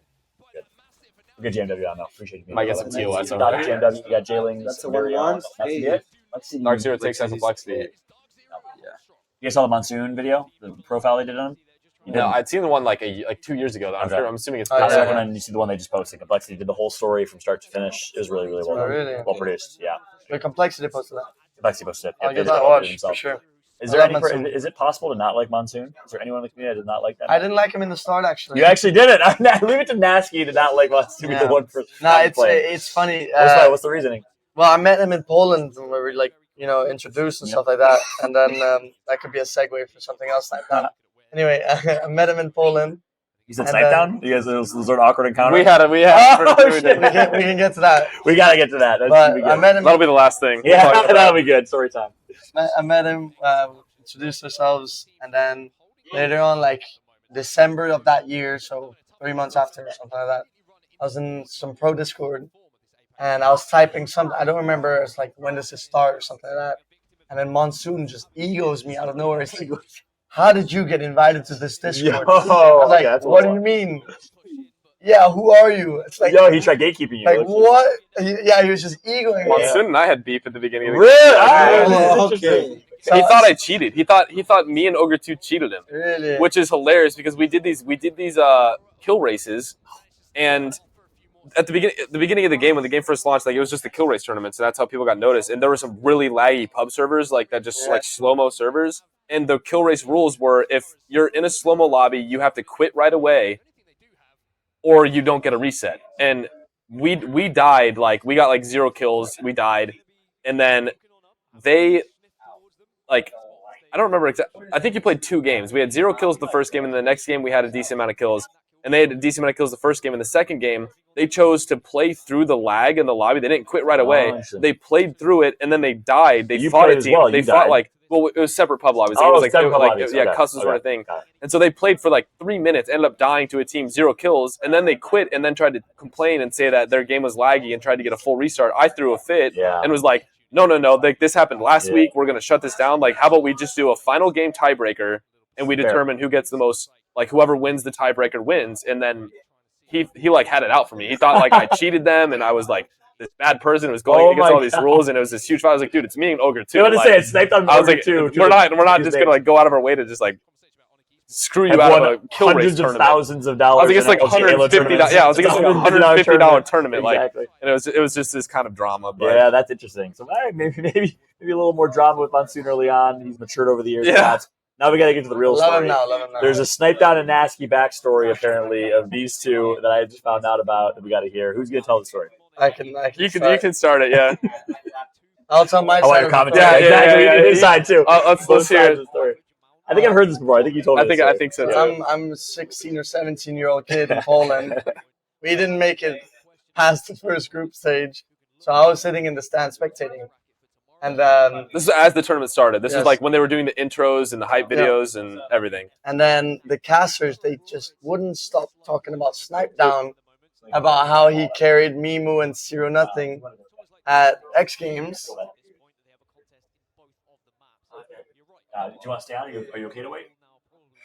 Like 10 minutes. Not even. We'll be done in Nah, we'll be it's done in fine. 5 minutes tops. You done staying for a little bit? Okay, cool. I don't want to hold you hostage. I was about that. Sorry about that, y'all. I just want to make sure JMW was good. Okay, continue. And then yeah, the casters wouldn't stop talking about how Snipe3down carried Mimu and Zero Nothing X Games. I wasn't me. I don't think it was me. I gave love to Zero. No. They were completely neglected. I They remember. were. They were. We gotta go back. I was in the stands. You didn't notice because like I remember I had people next to me and I was like, dude, will they stop talking about me? I was like, it's like overkill No, at this point. funny. So It was The nonstop. X Games casters, the Poland casters. Poland casters. The Poland- Okay. it was the I'm Poland curious casters. if it was me now. You were definitely part of it. For I sure. was definitely part of it. But it was also like on set. Like it was like my Okay. crew It of was the people. crew. It was Yeah, like my everybody crew of did. people. So you know, my EU boys, they deserve the love. Or the best duo in EU at that time. They were that good, huh? They deserve They the love. were great. Yeah, they were really good. So They felt they deserved the love. They felt they weren't getting it. you know me. So what did you do? I lost my temper. You put me down to bring And them up. Why did you lose your temper? And I though? yelled, Why I did you lose yelled. your temper? Stop talking about that noob Snipe3down or something. Yeah. He got carried or Yeah. some shit. Oh, so you heard it live in And the then- audience, and then you're in the audience. I get a Okay. poke in the back, and I hear Him right behind him this whole time. I'm literally listening to him talk shit. I hear. Was I really that bad? I turn around. And he's just, oh my god, I'm I so go, "Oh, sorry. man." I'm like, oh my god, I'm so sorry. I didn't mean it in Yeah. a bad way. I just meant they needed to get some love. I started laughing. I was like, it's okay, bro. I was like, I really like it's. Is that what you said to it too? Sly like You that? know Was what I the really funny that bad? part is? Yeah, I did. I said something just like sarcastic as hell. Like, Yeah. You know the funny part though? The funny part is 3 months later, December, something like that, we start screaming together. yeah, we did. And Snipe3down didn't know who I was. I didn't know your gamer tag. I just remembered your face. I remembered vividly your face being right in front of me. I remember just poking you on the shoulder. I remember the first time asking White guy, Snipe if like, he wanted yeah. to scrim. Yeah, the first time asking him to scrim, I was like, oh shit, maybe he doesn't want to scrim with me. And he goes down with it, and we play great, and we remember that. scrimmed like a week or two, I don't remember. Yeah. And everything was good. And then I think we played with a third that was like, oh, you're good with Gnaske now or something like that. And then Snipe3down's like, what do you mean? Yeah. And then then in my head, I'm you were oh, like, shit, he didn't doesn't know. know. I He didn't know. doesn't know. I didn't know. And then it got so awkward. That's It got hilarious. so That was awkward. really funny. That is dude. one of the most epic origin stories I think Yeah, of all it was time. really These funny. stories. That was very Oh funny. my god, that's cool. He told the story correctly. Yeah, He did it it's justice. a good story.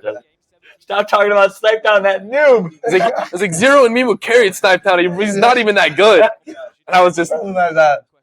You tapped on it. like, hey, bro, you really don't think I'm that good, huh? He's Like, scared really? of the Like, guy. I won Apex Predator and No, everything. no, Like, wait, you know what it is? I was sitting next to Vic Please, and Vic Please, he does like a little. He's behind you, bro. And then I feel the poke at the same Yeah. time. Same Something time. like Like it's all over. yeah. That is Something like that, gold. yeah. Oh man, what a story. What a story. Okay. All right. Ready? Yeah. Yeah, Alright, that's Eric's got to gonna- be it for Eric's me, gonna guys. wrap up. We all got to play in the morning. You guys so, all do your thing. I'll talk to JMW for a little bit and we'll wrap up the show. It's sad that we didn't get to do the proper post game analysis, but Yeah. we still got to vibe. This is awesome, guys. Did you guys have a good time? Yeah, we did. Time. Oh yeah, I appreciate you guys joining, man. Ready to Thanks come for back tomorrow. Let's do it. Yeah, we'll run it back tomorrow. Appreciate you guys so much. Much love, Yanya. Thanks so much, brother. Thank you for the Good luck invitation, to man. you guys tomorrow. We'll bring JMW on and the boys. Nice job, man. You guys out for a little chit chat? You guys are done? Bye-bye, Oh, chat. Tush is out. He's PKO'd. JMW 1-on-1? You go for a little 1-on-1? Is that all right, brother? I'm gonna follow you guys on We'll get a proper rotation. I'm pulling the let me late night know. shift. You want to store stuff in my room, right? Yeah, is I that probably right? won't be bed until probably midnight. So Okay, cool. I don't know We'll when probably wrap I'll up be in done, but 20:30. yeah, let me know. Yeah. Pistillo, I love you, baby. I need a shower. Much love to the boy. Thank you for being here, man. I love you so much, man. Cheers, buddy. Cheers. Yanya, cheers, buddy. See you tomorrow. All right, we'll get JMW joining us on the couch for a little bit of a one-on-one quick chat as he hits the camera. Is the camera still good? Okay, cool. Yeah, you'll come right through. My man, you can sit right next to me, por favor. And then you got a little bit of a clingy mic, so you just cling that onto your hoodie. Lavalier, yeah. Yeah, you can zoom in with a 2-cut. That's what's up. We will vibe. We'll wrap up game number 6. We'll chat about JLINGZ performance Oh my today. god. Everything else that we've seen so far. The Struggling. addition of Nags to the squad, the former Invictus Gaming squad. We're good. And Lavalier's on. All right. I'm joined officially with ALGS champion. How does it feel to say that, by the way? One of I few know, right? ALGS champions, JMW substitute, the Reignite squad, now Dark Zero, that won the Sweden championship. Player for Invictus Gaming, now playing, of course, for JLINGZ. JMW, how you doing, man? Doing pretty good, thank you. Awesome. Appreciate you joining me, brother. How you guys, of course. talk about the start so far, man. How'd you guys start? Actually, I legitimately don't know the answer to that question. I didn't have a chance to How see about you guys. today? today? Oh, today it's a weird one because we came in like we're pretty confident. We've been been scrimming for a while for these international scrims for a while now, and we've had our ups and downs, but I feel like we come out on a high, more of a high than a low. And we came in today. We had like two comps in mind that we wanted to come out strong on. And today it definitely felt like we played. It felt way better than it is. That's why I'm not so down with how performance came out. We came out on 24 points. 24 points. 24 same points today. As KCP and same as FaZe, I think. Yeah. Okay, close enough. Okay. So it's kind of a weird one in that sense. What place was that in the overall group? 14th. 14th place, you said. Sorry, you 14th said that. place. Okay. Yep. And it feels a lot better than it did because it was only a little crucial mistake that held us back from about a 10-point plus game. Wow. And it happened 3 times. What was the mistake? So three of the same mistake? So yeah. Definition of insanity, brother. Trying the same thing over and over again, expecting to. I'm just like, what happened? I kind of got it with our very last game. Yep. We played it pretty perfect, and a really bad timing happened with me, and we were walking into about I think zone 5, and the Watson gen was 98%, and as we needed it down, as we literally entered the spot, and what happened? We started getting naded out, so I moved, and I couldn't put the gen down where I wanted to put it, so I ended up putting it down in a different spot, and it literally, somewhat, I guess the team saw it and it was exposed, and yep. That would have been our biggest game. And that made you nade a bull, which got you killed eventually. Yeah, it would have been a big game. Interesting. It would have been one small thing could have made a huge difference. Yep. You for sure. It would have been a totally different. You legitimately feel a proper gen placement would have been that big. It would have been guaranteed top 2. Wow, for sure. Because we got Horizon ulted twice, and Bang ulted. Wow. So yeah, and naded. Yeah, so, that makes sense. That's fascinating, and that's actually an interesting story. Obviously, shambles, and I'm sorry for y'all because I don't want you to be the good example of this. But it is an example of how these small micro moments in Apex make the biggest difference. Oh, for sure, definitely. And having 6 games definitely helps it because true. That's why next. I think some teams need to realize, although sometimes it might not go well the next game, it can't keep going wrong. Yep. It can't. As long as you know what you want to do and if you have a game plan of sorts, it will work out in the end. And that's why that's why you see most of these teams who expect to do well are doing well.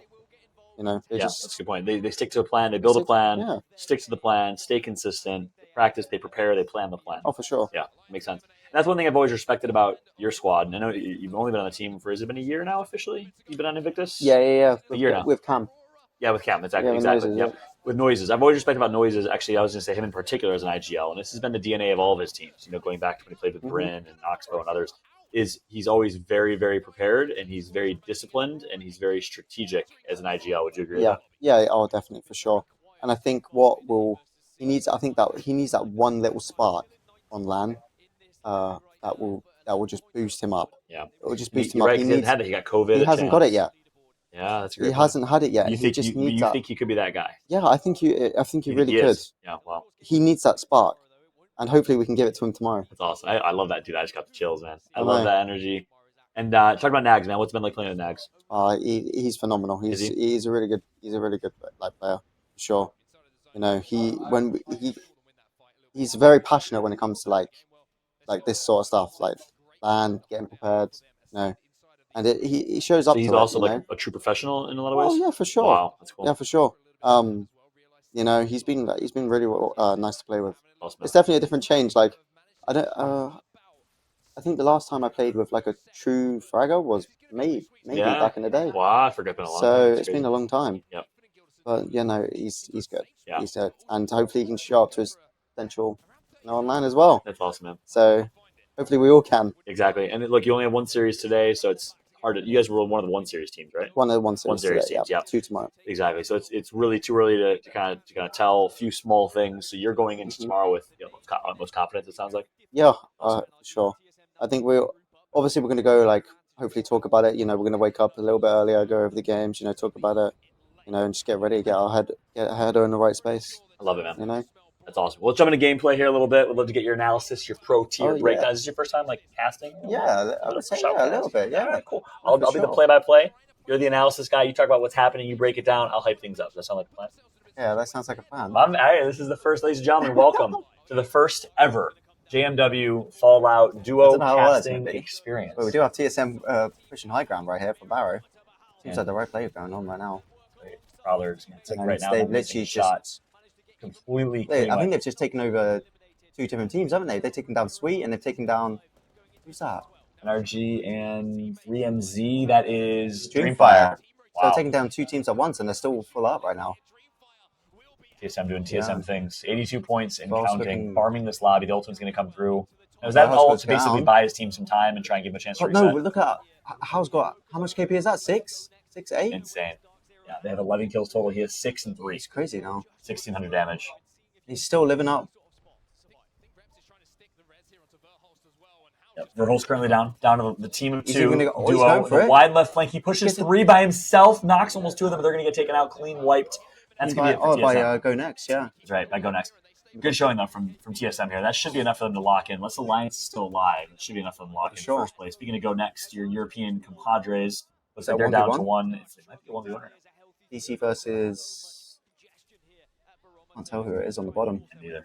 It looks like Go Next have got a little bit of advantage here. They've still got their Bangalore on top. Yep, 0 They might be able to pressure. Oh, Dark Zero full alive. Former teammates. Yeah, I know. What was it like playing the Zeros in that jail?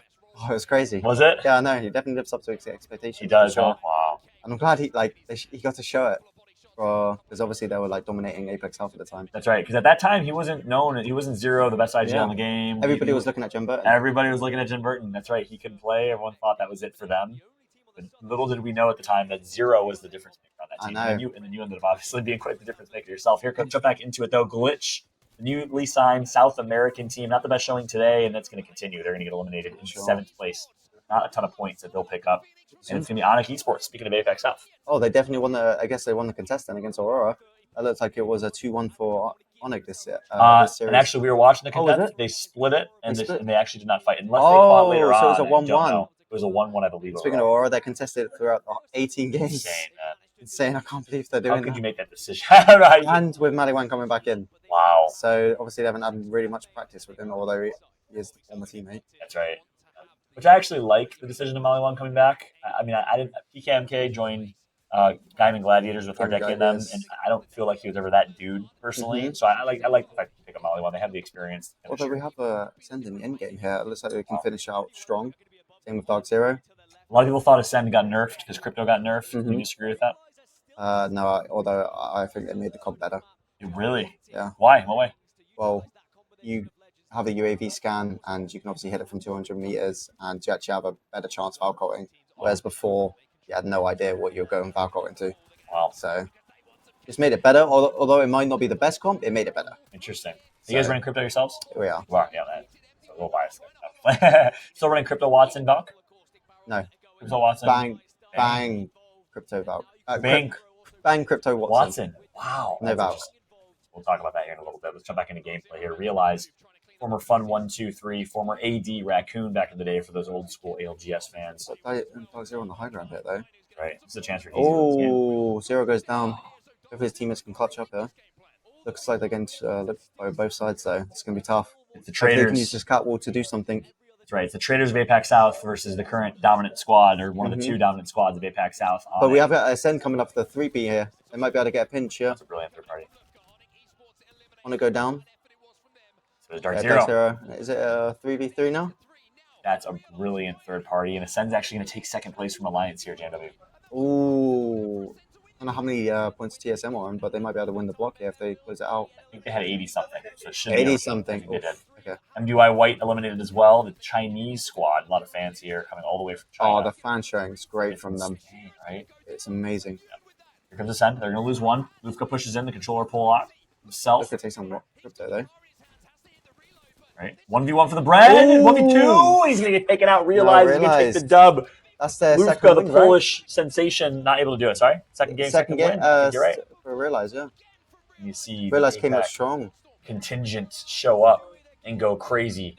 Yeah, they're so passionate. I love it. That's right. Yeah, it's a great showing from them. Lufka doing everything he possibly could in that scenario, though. He was beaming, but Realize ended up on the defensive, taking the dub. I'd love to run that back and see what happened because I think that was a clean 3v3, right? No idea. I think it was a clean 3v3. But Acend not the happiest. He wanted the first place finish, but still, you got to be happy with your performance. They got second place. They pulled up, especially from their first block. Yeah, I'm so happy they came back and just, didn't like get that in their head and just came out like strong on the set. Now. Yep, it was really, really good. So let's jump back into the macro here.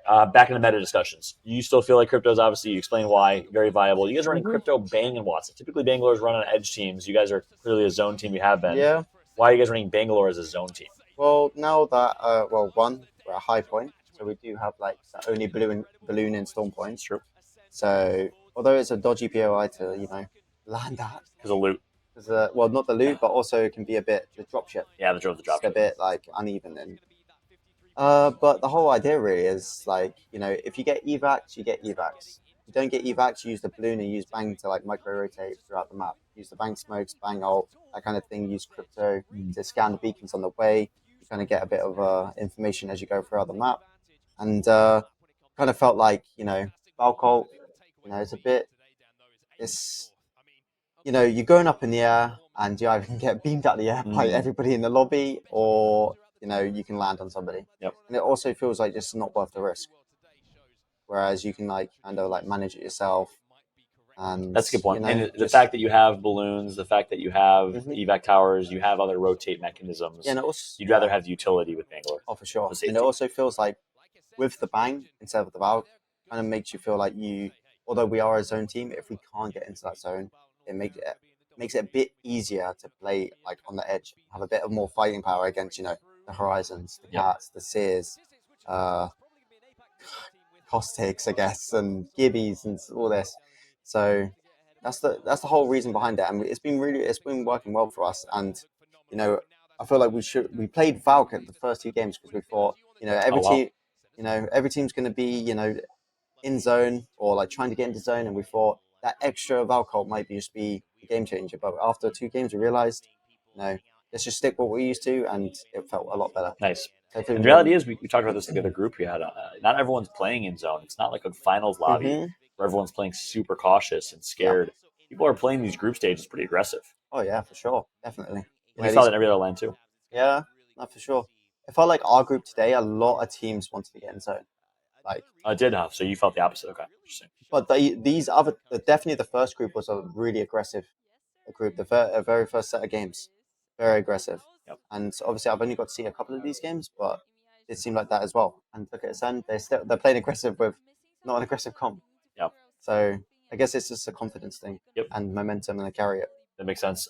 Quick pause to talk to our producer BMX. Sorry, all for the live audience here. BMX, if you can hear me, we still see the production, the broadcast. If we can actually pull up the full feed, and then also jump into our topic cards. I don't think I can hear you in my ear anymore, so apologies for that. My headphone may have died.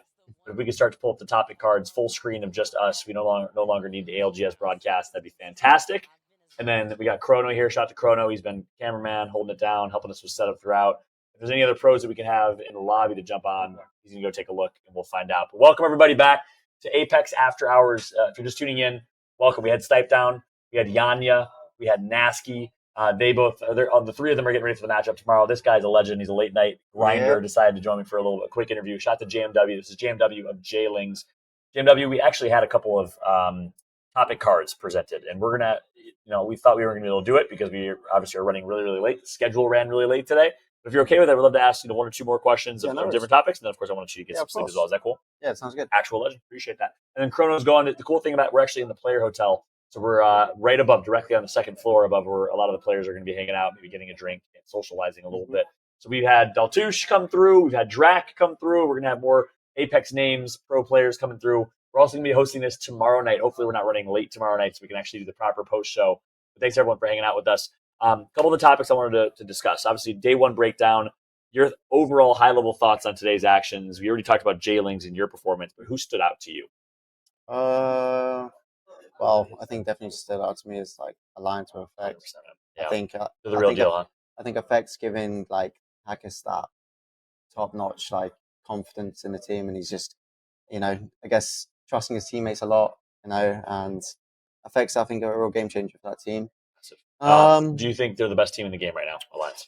best team in the game. I don't think they're best team in the game. You got TSM over them? Very high contender. I think there's a couple. I think the top 3 I would say right now is TSM, Dark Zero Alliance. Like those 3 teams are just, you know, whoever's good at are going to be good on the day. You know, you've got Dark Zero. They're contesting in a minute. They're still pulling out points. You know, people say they're going to be the best fighting team. You got TSM, just consistent as always, as people expect them to be, and then Alliance taking what was it, 85 points in that first block? Yeah, they just insane. And then they came out on third place, I think, in this block. And third place on this block as well. So obviously they're showing, and I think those 3 teams are going to be very high contenders for. But obviously, people today didn't see Exit on but I think they're going to go home today and get some good sleep and come out strong tomorrow. Hit the reset button. So let me ask you though. Look, I would agree with you. And actually, the 4 teams you just mentioned were my top 4. But I got to check myself real quick, and I got to check my North American bias, because the reality is I only had 1 or 2 teams. Last time I had 2 or 3 APAC North teams in my top 10, and I got burned. I think only 1 ended up making it. This time I only had 1, and I think I might get burned. APAC North has been the best region so far. So if based on today's performances, and obviously, you know, it's day 1 versus day 4, the championship finals, but do you think APAC North is the best region right now? Even though you said the best, even though the best 3 teams you just said are North American and European. I wouldn't say the best region, but based on today's performance. Based on today. Actually, I guess all things considered, like today's performance, but all things considered, I would say APAC North is definitely they've shown up today. They've definitely surprised everybody. I think we've got Riddle, Naked, Realize, Pulverex won your group. Fnatic. That's 5 teams that have shown up strong, and I don't think. Obviously, we've had Fnatic is probably out of those 5 teams probably the strongest contenders, and they've been outshined by these other guys, and it's really nice to see. Actually, I'm really happy for that region. But no, yeah, I agree. I think APAC North is definitely probably the best region today for showings. Show up the best, yeah. But we've still got those top teams that are just a little bit above them. You think so? Overall, as a region, APAC North. Interesting. So you still stand by, even though you threw XTech kind of in that top 4, maybe. You still stand by the best 3 teams at least: Alliance, Dark Zero, TSM. Yeah. Okay. Yeah. Sure. I think I'd agree with that. And it's interesting. Last time we saw something very similar. We saw APAC North do really, really well in group stages. Northeption, I think, was one of the top group stage teams, and then I think they didn't even make the finals. So they didn't necessarily show up when it mattered. For a region like APAC North that is known to be so mechanically gifted, do you think they shine more in group stages where it's more about mechanics and fighting, whereas the championship finals is more about strategy, tactics, late game? Well, that's a good question. I definitely think, that you'd see it as they perform better on group stages because they just shine in their mechanics, and I think they have a lot of confidence in themselves to do a lot of stuff. But as it gets a bit harder, like winners bracket, finals, a lot of regions and a lot of teams just clamp down on what they have and they take advantage of it. Yep. So they would be maybe using their movement. I guess they're obviously known for their movement. Like APAC North is known for their movement, and a lot of teams will just shut that down. And we've got there's a lot of good players, especially in finals lobbies, that will just I guess potentially a better 3v3 fighting teams than APAC North. Good point. But APAC North is they've seemed stronger. I think this is their strongest showing so far. Yeah. Out of all the lands. I agree. I think this is their strongest showing. I think they have potential. Yeah. Very good potential, and I'm excited to see. Yeah, I agree with that. South America, interesting news. Didn't see a whole lot from them. I don't think there's a whole lot to talk about there, but if I remember correctly, I'll have to take a look at the standings. Apologies, guys. I've been live and haven't seen the standings yet. I don't believe South America showed up necessarily as good as we would have. One team did. Interesting. Start a fight, I think. Start a fight. Yeah. Wow. Over Noctum. Because Noctum had a really bad showing in your guys' group. Yes, Noctum, I know for sure. And Noctum dominated. They were FA kids or FA. They dominated the Pro League, but Start a Fight was the best team today. I think Start a Fight was a very is a good team today. Was a very good team today. I noticed before I left the arena that they were doing pretty good.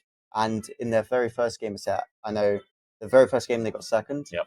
And I think they got a few points that game. So No, Starfight is definitely. I think Starfight's Wow. been contending like a lot, and I think they've shown up Representing for South America. for sure. That's awesome. We'll No, see for if sure. other squads, Leave No Witness, Noctum, and the like, can do the Mhm. same, ATH and others. Last but not least, I want to do a little bit of a deep dive with you here, especially about EMEA. You play week in, week out against these guys in Pro League. Mhm. It's interesting. Gnaske is so EMEA and EU proud. He's always trying to Yeah. put on for the region, which I love. I love the regional pride. Of course, we're EU. That's right. That's exactly right. Where do you think though? Well, you're UK though. You guys have a little Brexit thing. I don't know. Mhm. I don't know if I'll throw you all in EU anymore with the Brexit situation. No, I'm just kidding. But jokes aside, EU, NA, Mhm. which is the better region? ENA. Oh, it hurts to say, but You're gonna admit NA. it. He's a very wise man right here with It the right hurts to objective say. decision. It hurts to say, but it is. You know, they've got a lot of strong teams, and I guess the extra spot for LAN goes to prove it. You know, that's I guess there's a reason why in my top four there's only one EU team, Yeah. and two other NA teams. But So stack rank the 5 regions right as of right now today, not based on only today, but as of right now today, everything's. Here's the one thing I got baited in my predictions. I gotta point this out. I got baited in my predictions because I actually did not know that oversight scrims or international scrims were hosted on NA servers predominantly and then moved to EU servers. So the APAC folks were getting absolutely screwed in these scrims, and I saw them in like 8th through 10th through 12th. I'm like, they can't keep up. They were playing on 350 ping. So with that said, as it currently stands, stack rank the regions best to worst. best one to worst. Actually, go worst to best. Let's keep it anticlimactic. Or sorry, climatic. Well, hurts to say, but South America at the bottom. Yeah. Then it's. I would want to go before this LAN. I would want to go APAC North, and then APAC South and EU are kind of together. Yep. It just hurts because APAC South is cut in half with 5 teams. Yep. Sure. And you know, they're a bit like bouncy. I say it's really hard between EU, APAC North, and APAC South because they all seem they've got their strong teams, they've got their like bad teams. There's like people would say there's a lot more teams on like EU that probably could like have a better chance. But if you look at like all 3 regions, they've all got like about is it like 60-70%, like 60 to 80% the same teams that have qualified for LAN? Yeah, I think so. Yeah. So it's like it's same with NA really as well. But and then obviously NA at the top. It's really hard to like determine who's the best. But over like the last couple of years, it's obviously changed. You know, people used to be like EU was the best, and at one point it was. I think so early on. So as it currently stands, that's what it was going into LAN. I'm guessing you bump APAC North up a couple slots here. Yeah, like especially from today.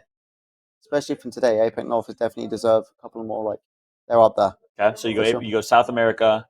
Who's after APAC South or EU? I would say APAC South, then APAC South, then EU versus APAC North. EU versus APAC North. It's a tough one. Just if we were to go just from today, APAC North over EU. But I would go APAC North, then EU, then NA. Okay, so you put EU right behind NA. Yeah. By a bit of a margin. Yeah, but NA by a bit of a margin. Yeah. See, this guy, again, look, at the end of the day, yes, I'm from the States. I'm actually a very proud Greek, so I pride myself in being European as much as I'm American. With that said, I think objectively, it's hard to deny that. You know, it's such a top-heavy region. You got Dark Zero, Optic. I think Furia is still a great team, despite their shenanigans today of running Fuse and Mad Maggie. I love that they ran a couple of those crazy comps. Did you guys face up against them today at all? No, not today. We face against them tomorrow. Oh, you face against them tomorrow? Yeah. Yes, they were group 2. Okay, I'm excited to see if they continue to run those aggressive comps, which actually makes sense for group stages, by the way. And then of course you have Xset, NRG, TSM. It's a very, very stacked region, but it makes sense. It's the most invested in region. There's the most to play for. There's the most top tier orgs, the best salaries, which then of course is going to mean an opportunity to do this full time. So I think that's the reason. At the end of the day, I gotta agree with you and put EU second still. APAC North showed up today, and I think there's a lot of hype for APAC North right now. Yep. But people don't realize everyone gets caught with recency bias.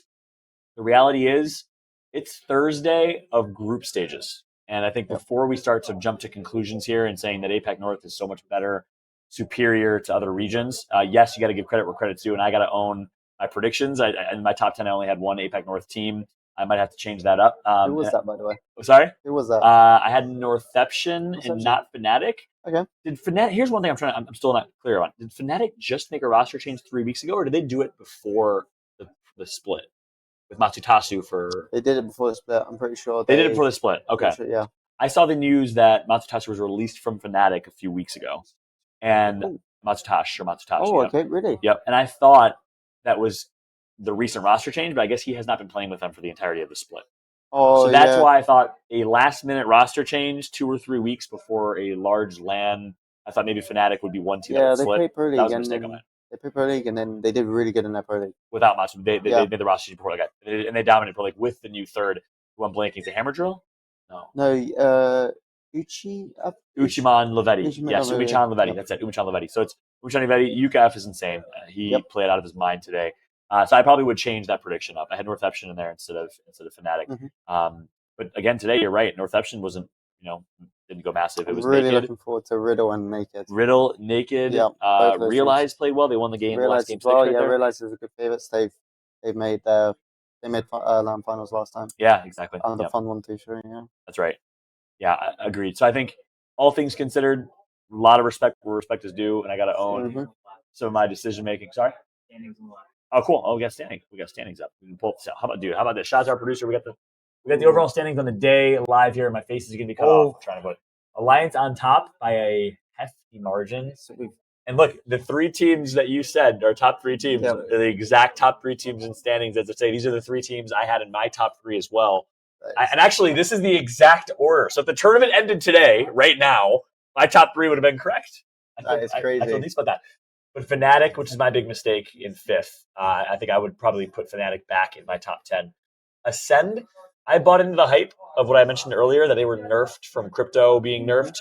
I think we have a couple more viewers now. Please re-explain, why do you think crypto is not actually nerfed for a team like Acend? And y'all, you guys are still running crypto. Yeah, for sure. So, obviously, since beginning of this season, we had the correct change of the roles. Apex introduced, classes or roles, or however you want to put it. So crypto, obviously, you can, instead of scanning for the ring, you now obviously produces a UAV. Yep. And what teams can do, they can either plan rotates and hit UAVs on the way. And I think it just benefits teams. Obviously, if you have a Valk or if you don't have a Valk, you can do either micro rotates, and the spot is a safe. It's just safe. And obviously, crypto, it relies around the drone. So I think a lot of the beneficial stuff will come from the UAV. I think that's why people use him. But also, again, the EMP, you use it correctly, then obviously you get 50 damage and a slow. But that can be a bit complicated. So unless you're not used to crypto, or the teams don't use him, and obviously some teams just see him as useless. But he works well with certain legends, and I think that's why people still pick him. And also it's just a little bit of a comfort pick. It's still comfort for teams for players like Kashera, who's been running crypto since New Esports 2.5 years ago. Yep. Noises as well. Noises has been running crypto for I think he's one of the first teams ever to do it, right? Yeah, I think he was. Yeah, for sure. Same thing about. And obviously he's just been buffed, so a little bit. If we can get the standings back on screen here, we go into a little bit of a rabbit hole there with the crypto discussion. Shout to Phoenix, my man. Fnatic in 5th. Again, that's what we talked about. Naked right after. So right now, let's take a look. Realize of this. There you go. Start a fight. I knew it. Start a fight. They're in 9th. Yeah, you called it. That's insane. They played 2 series though, right? 2 series. They've all these games. All these guys played 2 series. Yep. So obviously this is not even. Is there 2 groups that have only played 1? 2 groups have only played. 2 groups have only played 1 series. Okay. Oh. Yeah. Which is the group starting tomorrow? You got a light bulb on it. No, I thought it was only 1 group. I thought it was only 1 too, but right, it's 2, right? I know Group B has played 1 time. It's 1. It is 1. So it's your group that has only played 1 time. Yeah. Correct. Okay. Yeah. Good. Sorry for the correction there. So 10 teams have only played once. Do we have the second page by any chance? That's crazy. And on this list, 1, 2, 3, 4 of the top 10 teams, 40% of the top 10 are APAC North. We have 20% North America. Arc Zero and TSM holding it down. And we have 1 South America, and 1 2 APAC EU. South, and 2 EU. That's the breakdown. That's the breakdown. So pretty even.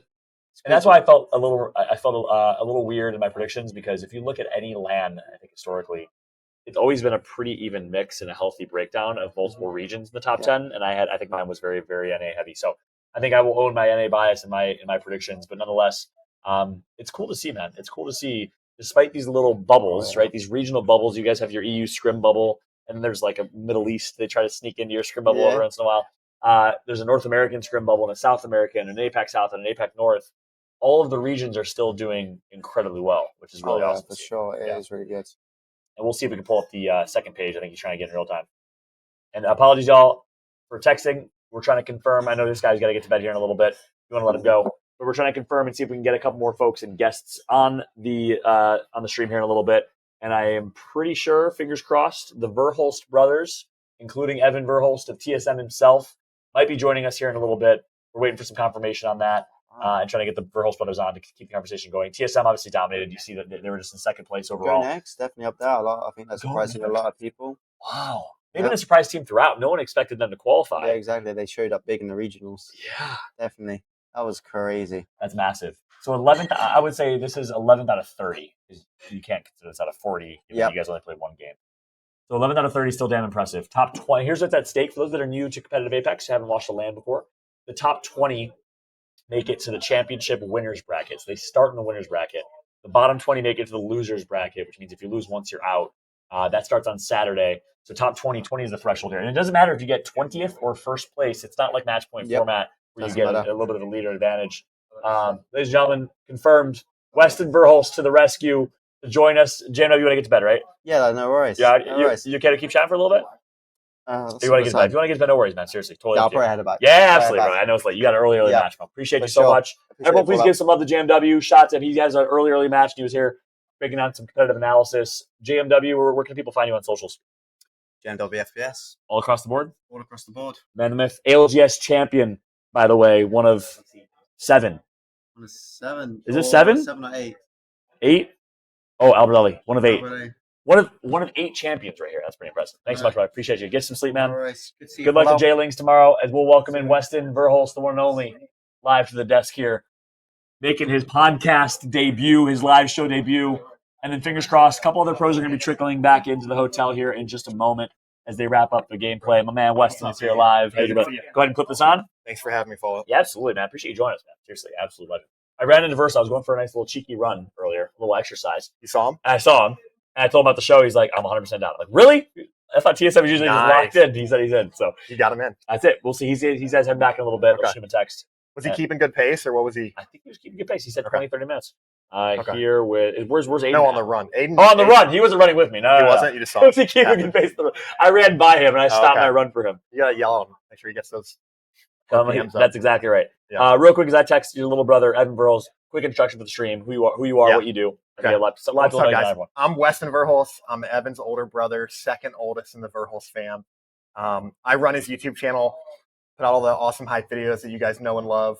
So Evan's biggest supporter and always with Fallout, honorary member of the Verhulst family. I'm like he's the fifth brother. Yeah, that's right. Brother. And this happened officially at Champs when they got me a Verhulst jersey, which then resulted in the infamous rip off the sport coat and a nice moment where I put on the TSM jersey, which then resulted in everyone in the Apex Legends community thinking I am biased towards TSM.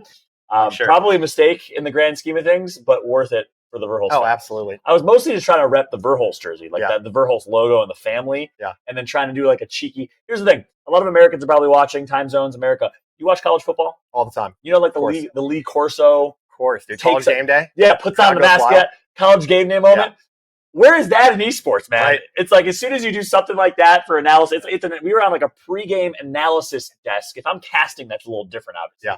And I got roasted. I got torn apart for that one. It was just a funny moment. I do that literally just to like entertain the broadcast. But I did it for the Verhulst. That's the hype. You bring the hype to the energy, bring the energy to the crowd. And Thank you. That's what it's all about. But in fairness, I had to fight the TSM bias a little after that, which was valid criticism. But, then you kind of played the snake move on us and ripped it off for a Dark Zero jersey. So it ended up working. It ended up working itself out. Right? Okay, he remembers and that. They won. Yeah. So and we won. Right.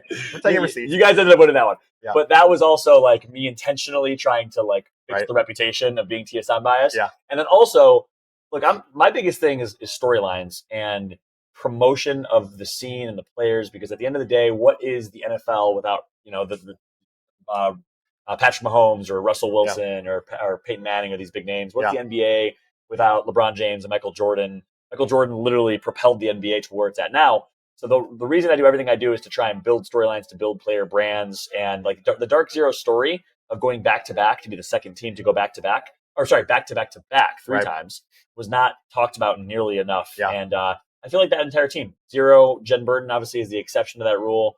Xynew, no one knows a whole lot about them. There's not a whole lot of storytelling about them and kind of star building about them. Your thoughts on the DZ boys? They're right there next to you guys. I think they are still underrated. It's always a happy sight when I see their name go out in the kill feed because I know they're such a threat. So, I mean, the fact that they moved to an entirely new country halfway across the world, took them a few weeks to get up and running, but then they were right back at it, as you saw, split to a Pro League with the top 3 finish, I think. So, yeah, they're good. They're always a threat. We've always got our eyes on them as TSM fanboys. So we got to, like I said, my face lights up with a smile when I see them go out. That's awesome. Yeah, I can believe they're strong. They're strong. Yeah. Genburten's the man, too. He's a good dude. And the whole family, too, Papa Burton. You guys got the Turkish connection? Yep, Turkish connection, yeah. We met the brother Oz. He's a chiropractor, so if you need it's amazing, get your body right. Australia. Whole family's here. And it's kind of crazy to think, man, we've had 5 lands in Apex. Yeah, 5 lands in Apex. TSM's won 3. Dark Zero has won 2. Yep. 2 teams have won 5 lands in Apex Legends, and it's the 2 squads that one here, obviously TSM fanboy himself. The other is Dark Zero. The fact that they moved across the world, qualified for Split 1 playoffs, didn't obviously have the performance with Sharky, made the roster change. It was a bit of a revolving door. I still, none of the casters talked about it today on the broadcast. I think it's important, like, not to just ignore these things. Oh, yeah. The Rambo situation, I was pretty sad. I would have loved to have seen Rambo on LAN. He got done a little bit dirty. They were playing pretty well with him. At the end of the day, I get it, though. It's a business. Xynew is that dude. What he's done for that team has been. He's the young gun. I mean, he's like new to the scene, got that dog in him. He's a monster, But I do think Sharky leaving the team, I mean, he's a 2-time LAN winner, right? He wasn't one of the subs that missed the Stockholm LAN or the Champs LAN. So it's an important piece to miss a guy like that and try to fill him in with a new young kid because Xynew's a rookie. I think he's 18 years old, right? If I'm not mistaken. Young guy. 18, so yeah. And just like your little brother 2 years right, ago. Yeah. So now he's becoming a veteran in the scene. Yeah, literally. Kind of reminiscent. Very similar story as range grinder, right? Yeah. So gets poached by a big team like that. That's right. Has a kind of a nasty IGL to play for, a lot of expectations on his shoulder, and you get out of line, boy, that whip's going to crack. Yeah, that's awesome. Look, we have a little bit on the docket here for discussion. We're going to wait for Evan to get here to talk a little bit about more breakdown. We have a couple things that we're going to discuss. Individual performances on the day, who performed the best individually overall. We actually have some statistics I believe our producers put together. Shout to BMIC for always holding it down for us. We're also going to talk tomorrow, leading into day 2, what we can expect from TSM and some of these other teams.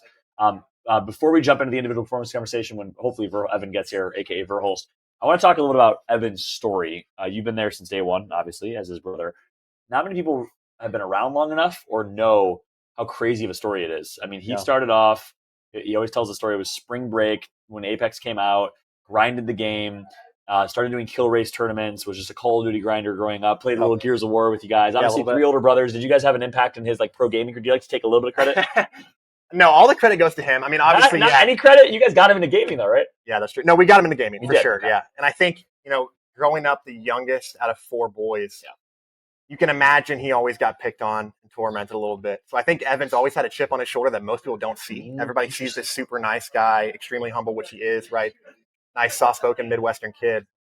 But deep down, Evan's got a chip on his shoulder, and he's gonna prove it. I mean, I think he's doing that. I think he's in the process of doing that. But I think that Evan has a lot to prove, and he wants to. And I think that he's gonna keep working at it, and that's why he grinds so hard the way that he does. So, wow, honestly, that's really this is insight you can only get from a brother of a pro player.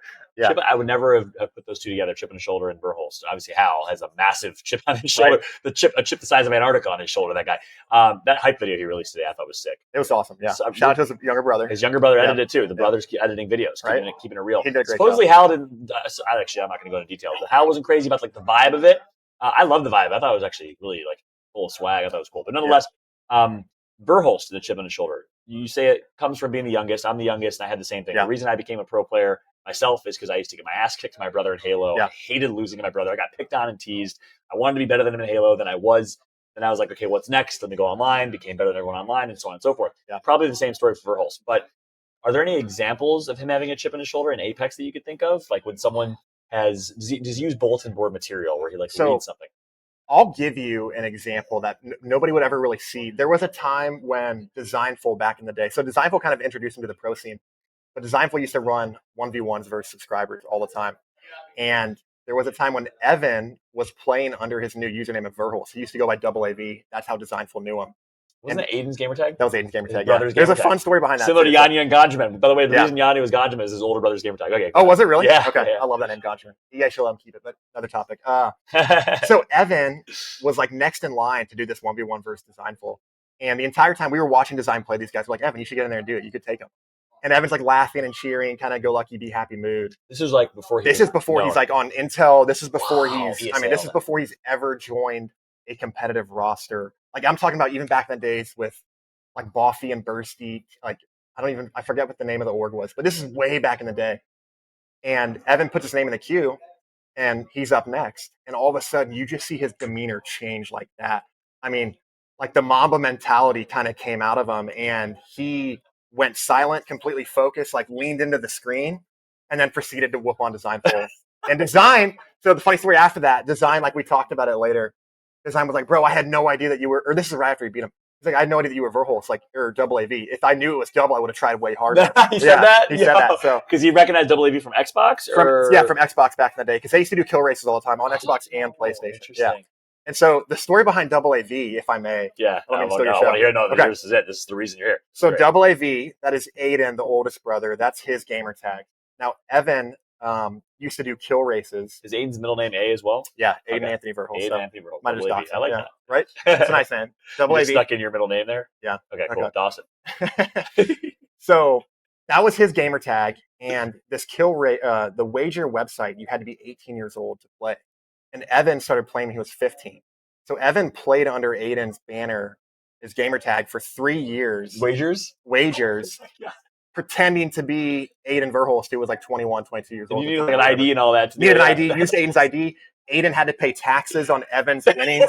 So Evan owes him a little bit of a payback in that sense. But yeah, so I mean, Aiden's still salty Are about we that. incriminating Verhulst live on stream right now? Is We- it the It's American possible that we did. police is but, about to show up? Yeah, UK police is about to show up and take him away for his wager days when he was 15 years old. We hope on not. your website. Right? That's crazy. So Yeah. that's how he played wagers. That's how he played If wagers. it wasn't for that, he wouldn't have been able to play wagers, and who knows? Who knows where this would have happened? Yeah. What? I mean, yeah. What a crazy Crazy. chain of events. That's Yeah. insane. So that's a cool, origin story. Started on Xbox, grinded kill races, grinded the game, switched to PC, played against Designful, and then walk me from there to ESA. And again, I'll kind of like summarize, and you'll give us the details. For those that don't know, he was a nobody, right? Playing with, you said Burst. I don't even know what Bursty is. Okay, Boffy and Bursty. Boffy and Bursty, Boffy, Bursty, and Verhulst. BBB. Oh, the name of the org was like HP Gaming, like High Performance Gaming, something like that. Crazy. And they're OHP. OHP. They're OHP. Xbox kids as well. They just like all. I think no, he switched to PC at this time. Okay. Yeah, Okay. the only Xbox guys were like the kill race guys, like Designful, Resulta, and Gent. The original G2 boys were all kill race guys. Got it. Yeah. Okay, that makes sense. Switch over, played with randoms. How did he get from playing with randoms to finding ESA? Who, in the grand scheme of things, like people know Optic Gaming now, right? Skittlecakes, Noct, Duplex. That squad was so good, and they're household names for the last year and a half. They were randoms too. I mean, they came from Xbox, same exact thing. So, how did he find those guys and start playing with those guys? And then just to tell the story, they, out of nowhere, this completely brand new team, LCQ Challenger Circuit, before it was called Challenger Circuit, made their way to Pro League and then made their way to number one in Pro League. They were the best team in Pro League, better than TSM, who had won the playoffs the year, or the autumn circuit playoffs, the winter circuit playoffs right before that. So how'd that happen? So the original, it's a crazy ESA success story. roster. We don't talk about the success story enough. No, Like, you really don't. Yeah. And it was so wild watching them. I think that they would rival like some of the top titans of Apex that had their runs of dominance, like OG Complexity when they had the Bloodhound meta figured out before everybody else did, and they were running teams Get down. those his stuff here. Get him on the LGS. Right? Yeah. I think that Intel roster, it would have been a sight to see it had they stuck together and played that Stockholm LAN out. Who knows what would have happened, but alas. But so Duplex put that roster together, and I don't know exactly how Duke found Evan or Skittles. I know Skittles had some comp experience prior to that. He used to contest TSM, infamous little incident, and then Duke had prior experience as well. He would always be like an ALGS finalist, but would never really compete for a top 5, top 10 finish in that. So Duke put the roster together, and Evan has always said that their very first rank session, Evan knew that these guys were good because normally when he would play ranked, even with his old teammates, Evan would double the damage of his guys. Wow. He's like, I want other guys that are carrying me or, that I have to compete with. And Evan played with Dupe and Skittles, and he's like, the damage was totally even across the board. He's like, holy crap, this is the first time I've had teammates like that. So, yeah, I think Evan knew right away that these guys were the real deal, and that ended up turning out to be insane. Right. Yeah, and then that's crazy. For those that are just tuning in, by the way, we got Weston Verhulst, the second to oldest Verhulst brothers. There's 4 Verhulst brothers. Also, the video editor, 5. Yeah, that's right. I appreciate it. I'm the honorary Verhulst member. And the editor for Verhulst, Verhulst himself is going to be joining us. They just got done with their gameplay, dominating second place overall in their finish. Yep. Would love to jump into that. You had a chance to watch them. You obviously know this team so well. You live and breathe it. You edit videos for him all the time. You get to hear something behind the scenes. As it currently stands, Alliance is in first. TSM is in second. Dark Zero is in third. Objectively, removing all your TSM bias, as hard as that is, who's the best team in the game right now? Best team in the game right now. Alliance is looking good, man. Yeah, it's definitely got to come down to Alliance. I'm sorry to betray y'all. I put Alliance in first in my prediction. I love you guys. I did. Yeah. It's got to come down to Alliance versus TSM. There's the real Verhulst too. We got the man himself. Yeah. This guy just got done with a 6-game series till 11 p.m. I'm going to stand up real quick. Sorry for the crotch shot, y'all. I apologize. To give a quick dap to my boy. Shout out to the boy Verhulst. Appreciate you. You go down this way, actually. Sit next to Big Bro. We got the man, the myth, the legend, the one. No, you're still here. We got 3. Yeah, you're still here. So right here, this is your mic. If you could take that, there's a little clip, and you're gonna clip on your shirt. Yeah, you've been here. You're a freaking pro. Yep. Yanya had never done this before. We're teaching Yanya how to be a working gaming professional. Surprised they haven't had to do content. That's what I said. I'm like, they didn't do a Yanya story. Yanya has a great story, a great name.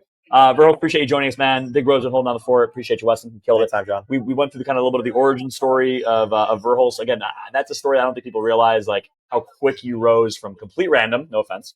You told me playing with Bursty and Boffle. Yeah, long time ago. Long time. Bursty and Boffy. Boffy, that's it. Boffy. I said Boffle. Sorry, Boffy, to disrespect. And then OHP was the banner. What did that stand for? Only high performance. Only high performance. Right? Like a little meme org. A meme org.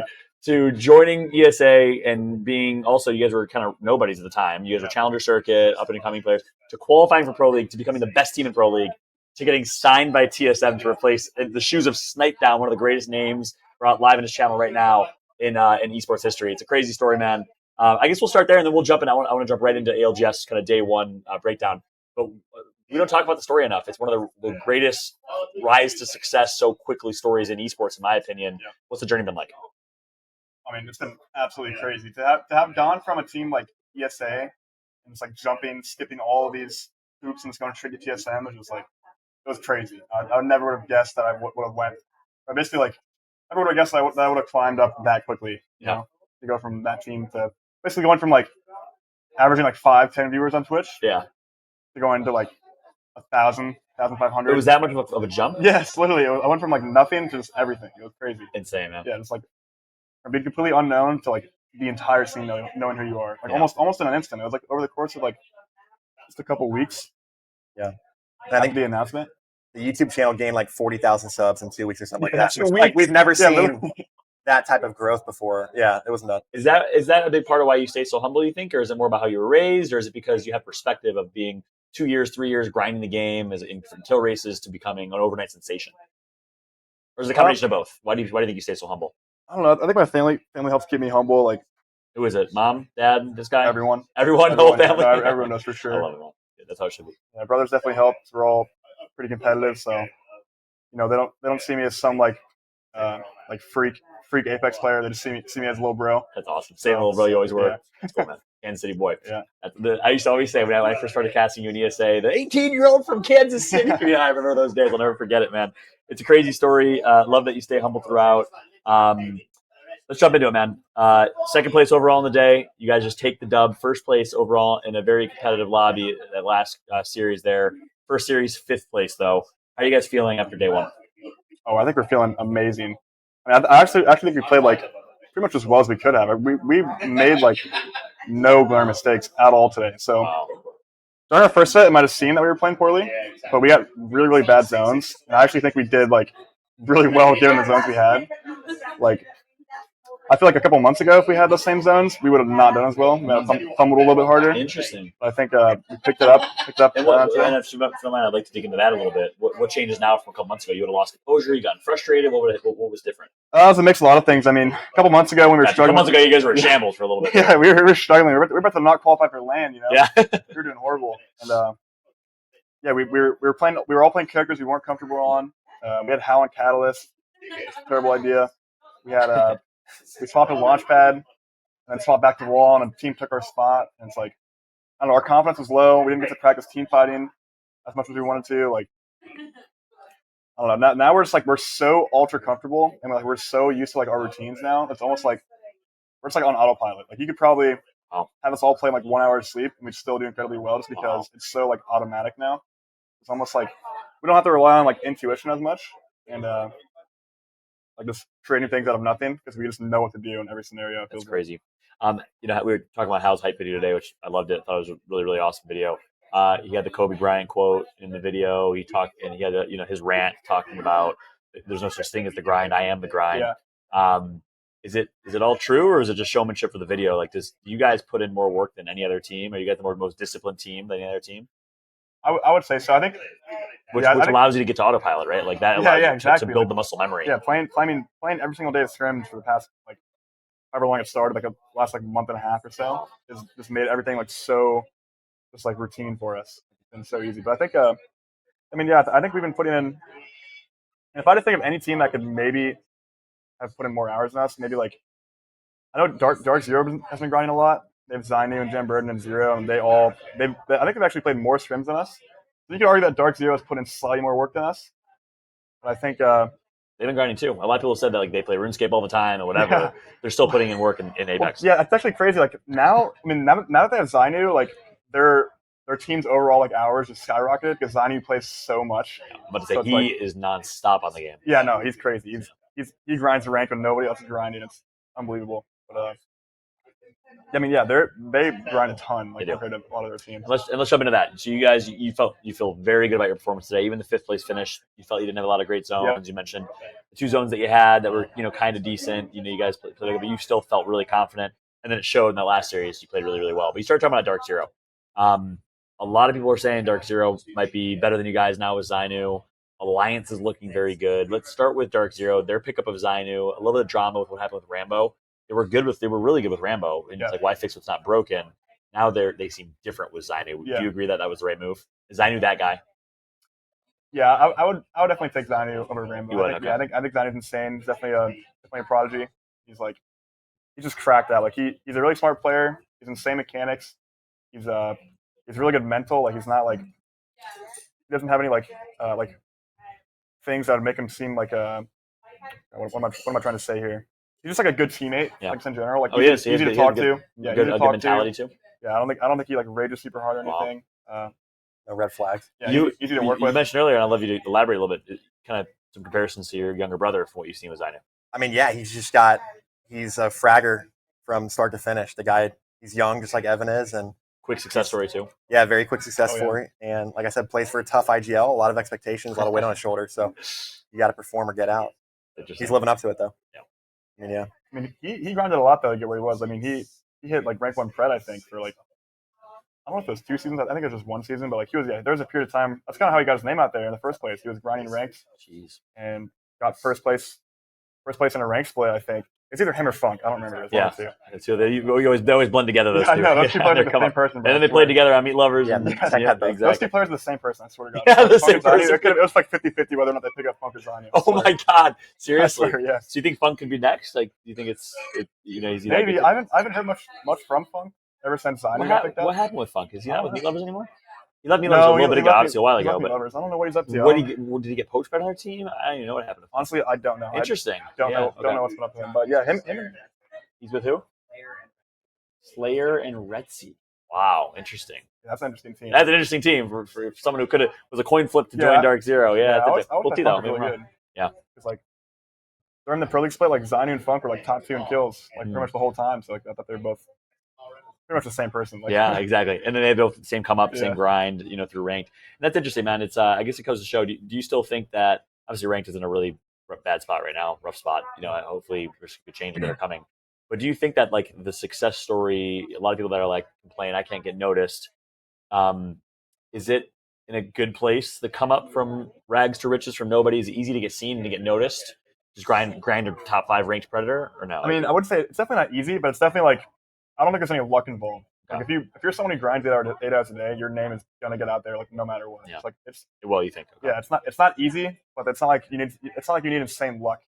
It's not like this random like you put in the work, you will get noticed. Yeah, for sure. Especially with like, and the easiest way right now is probably just I don't know if I'd say the easiest way, but grinding ranked is the best way. Playing ranked like the most effective way. Yeah. And I guess there's a lot of discussion of is that right? Like, should you have to play the game 8 to 10 hours a day to get noticed? I don't know about that. It's kind of stupid. Like, especially because ranked. Yeah, all these. I would rather have. We talked about it a little bit earlier, but like back in our day, you probably remember. You definitely remember game battles, SOCOM battles. You have like ESEA and Counter Strike.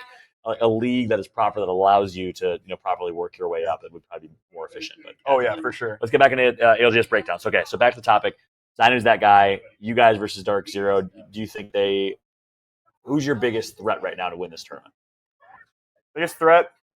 I'd if I had to rank like the biggest threats, I'd probably put Dark Zero number 1 over Alliance. You're not concerned about Alliance. I would. Yeah, I'd put him over Alliance for sure. Why is that? I think Alliance is they're just like a group stage team. Yo, we call it. Bro, listen. Every tournament they always like. I'm pretty sure they won. They won a group stage in Sweden. I'm pretty sure they won. They dominated group stage in Sweden. Yeah. Yeah, I think they won in Rally too. I'm pretty sure they won twice. Who won? They were up top. Rally. They're like always up there though on group stage. In group stages. And I think it's probably to do with their play style. It's like super kill heavy. They kind of just int teams on edge. And it doesn't work in final it doesn't work in finals as well. It does not work as well. What's the difference between a group stage lobby and a finals lobby? What are the differences?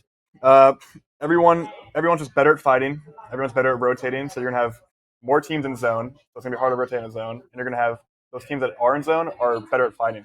You're not going to like run. Like you're not going to come from the edge against all these teams sitting in zone and just roll over them. It's impossible. Whereas in a group stage lobby, it forces you to play more of a zone style. If you don't, you're going to struggle to rotate definitely. Edge teams, like historically, other than Furia Chance, edge teams have not done well. And they had cheat code team comp. They had Seer Horizon, and no one knew that.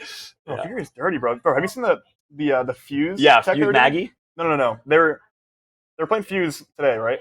And there's this like kind of a bug, but if you throw an evac tower down and you shoot your fuse ult at the top of the evac tower, it makes the range gigantic. And you get wall hacks all in the range.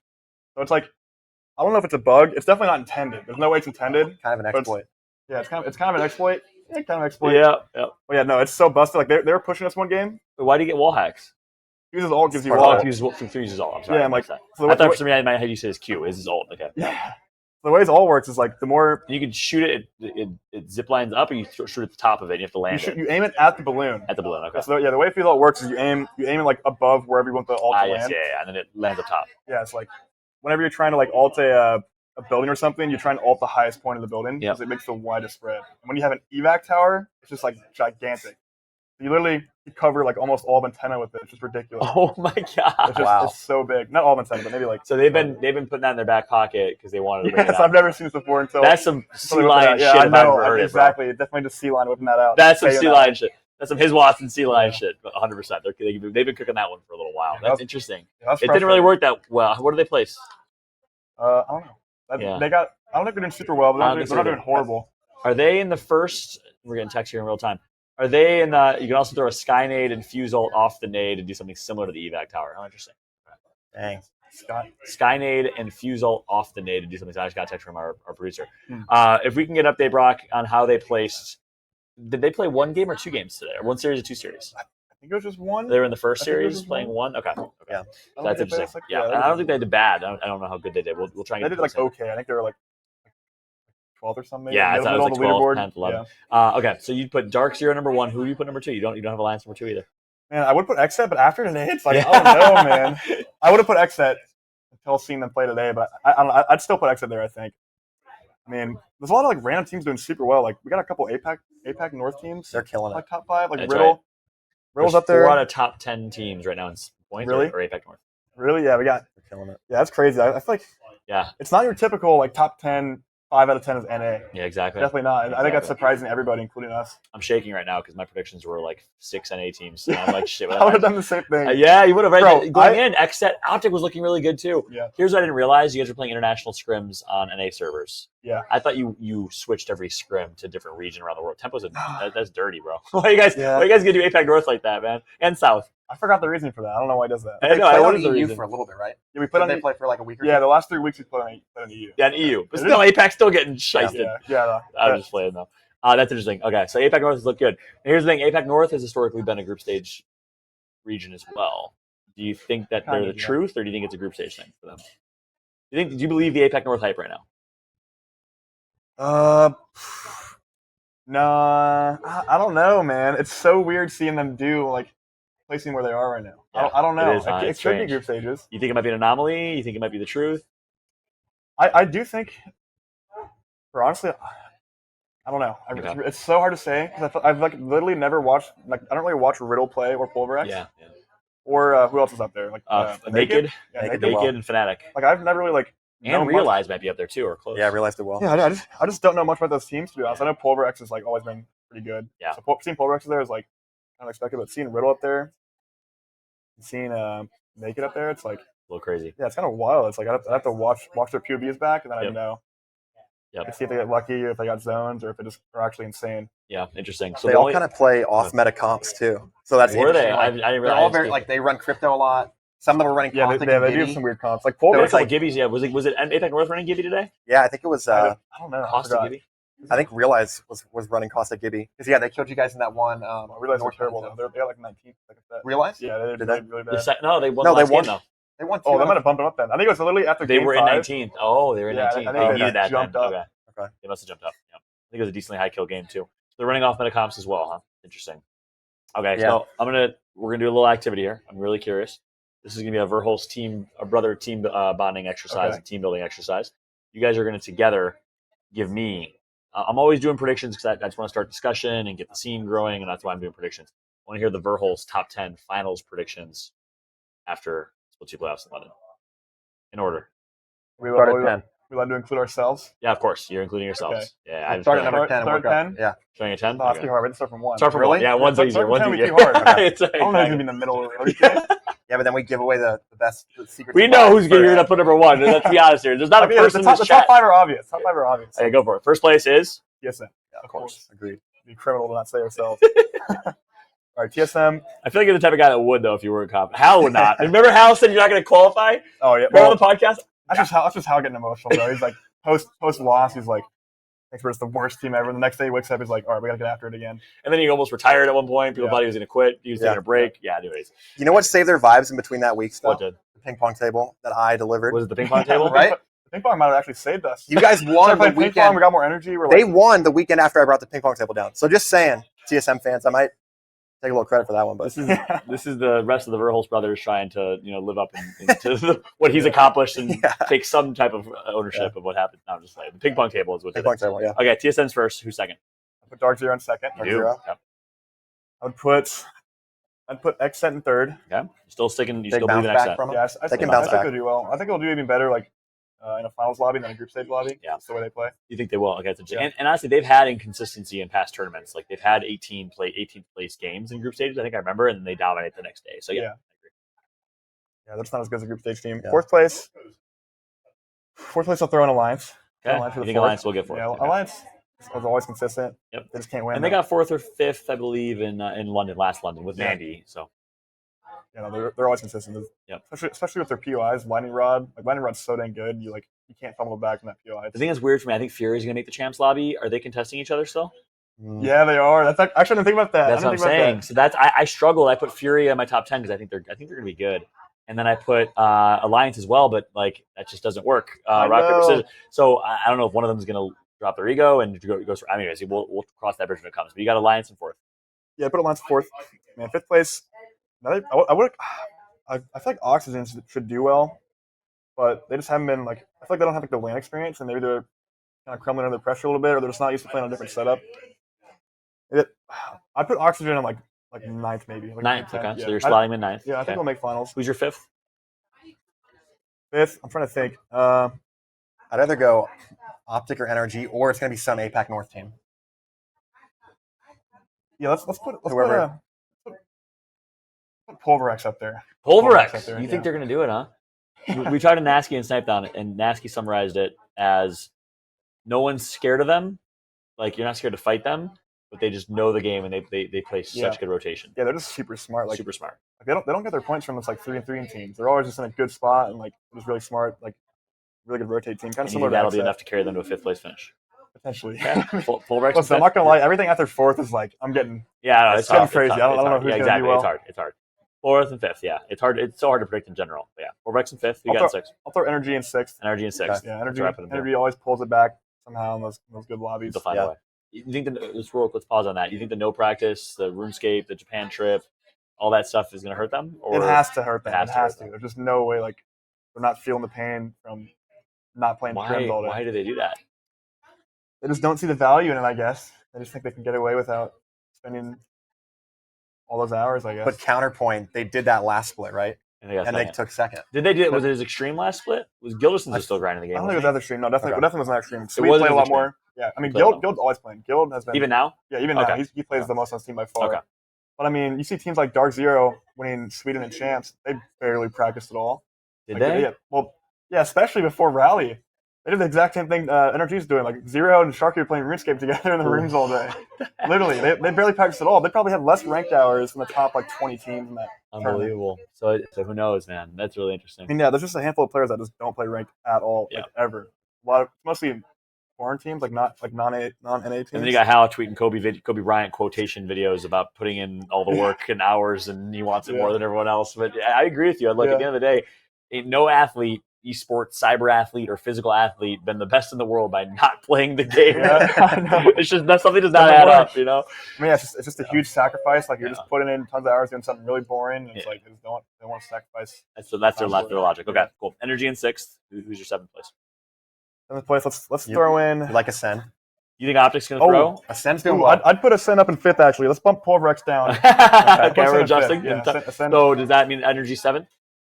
No, Energy can stay in 6th. We'll bump Pulverex to 7th. Pulverex to 7th. Ascend in 5th. You like how Ascend's playing? Yeah, I think Ascend's always consistent. They're a really smart team. Like, and they have a chip on their shoulder too, for sure. Yeah, no, they're a good team fighting team. I think too. Like Luca and is it Postkill is actually really underrated. I think he's really underrated.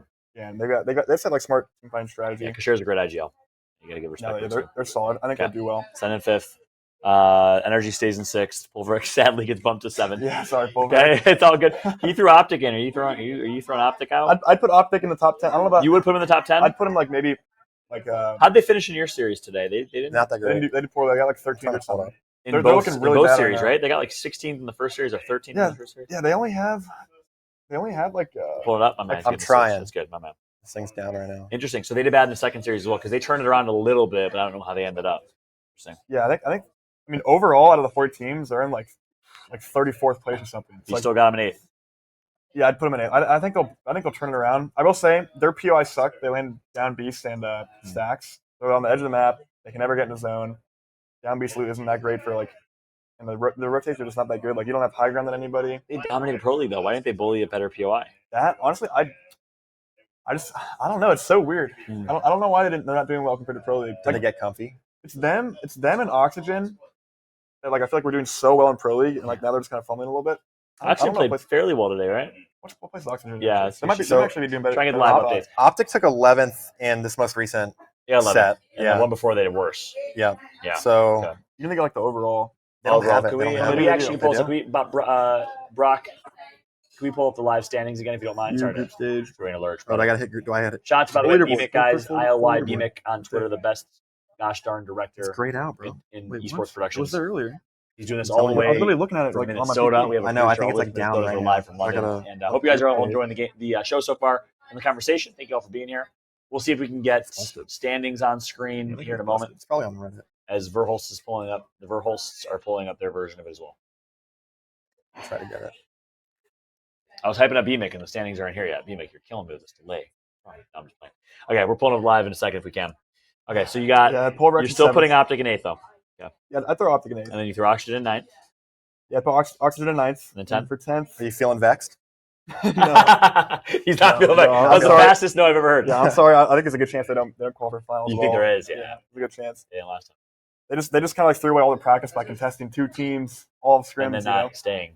Yeah. Yeah, interesting. So not the best practice. Okay. Who's in 10th? 10th, let's see. Oh my, we got a list right here. Yeah, this is the There we list. go. This is the standings. Yep, there we go. Naked Fnatic. According to Verhulst, the group stage Warriors in first place. Yep. It's kind of true though. I'll stick my word on that one. I'll back you up I there respect too. it. The effect is different though. The effect is different. Let's throw Fnatic in there. You got Fnatic in 10. Actually, no, take that back. They're like an edge team. They don't never play them. Oh, they're not going to do well in interesting. finals. Interesting. Does that mean LG won't do well? I don't think LG will do well either. Scroll down a little bit. Oh, mine was LG in 10th. Really? They got 10th last time. I'll throw 100 Thieves in 10. Nice. 100 There you go. Thieves. He saw the logo. Okay, you think 100 Thieves is gonna do it? Yeah, they do super well in like hard rotate lobbies where like they're just like really good at avoiding teams and staying alive with their MK movement. Yeah. Just, like, getting interesting. 3 points. Evan came with that's crazy. Yeah. That's really interesting. Well, this makes me feel a lot better. Keep the standings up, BMIC, if you can. We're gonna dissect these in a little bit, but this makes me feel a lot better about my predictions because we had like 9 out of 10 or 8 out of 10 of the same predictions, and it's very NA heavy as well. So so you have 1 APAC North team, you have 2 EMEA teams, you have 7 North American teams, no APAC, 7 North American no teams. APAC South teams, and no. Let me South look at the American. APAC South. Let me see if I can. Let's swap any APAC South. All right, because you know this is gonna be fight officially stamped as the Verhulst production player. Where's Moist at? Where's Moist at? Are they? Yeah, I don't think they had a great day. They might have only played once. They only played once. They played 41. once. 41's great. That's 41's actually great. good. Okay, that's good. Yeah, for Moist one could be day. in there. Moist. I don't think Moist will win. They're above Optic, who has 2 games. 2 games. Yeah. Yeah. Optic's not They're good. tied. Yeah, we Optic forgot has about they Moist. literally have to get like top 3 tomorrow to qualify. So you're replacing Optic with Moist? Or are you keeping Optic? You think they're going to turn around?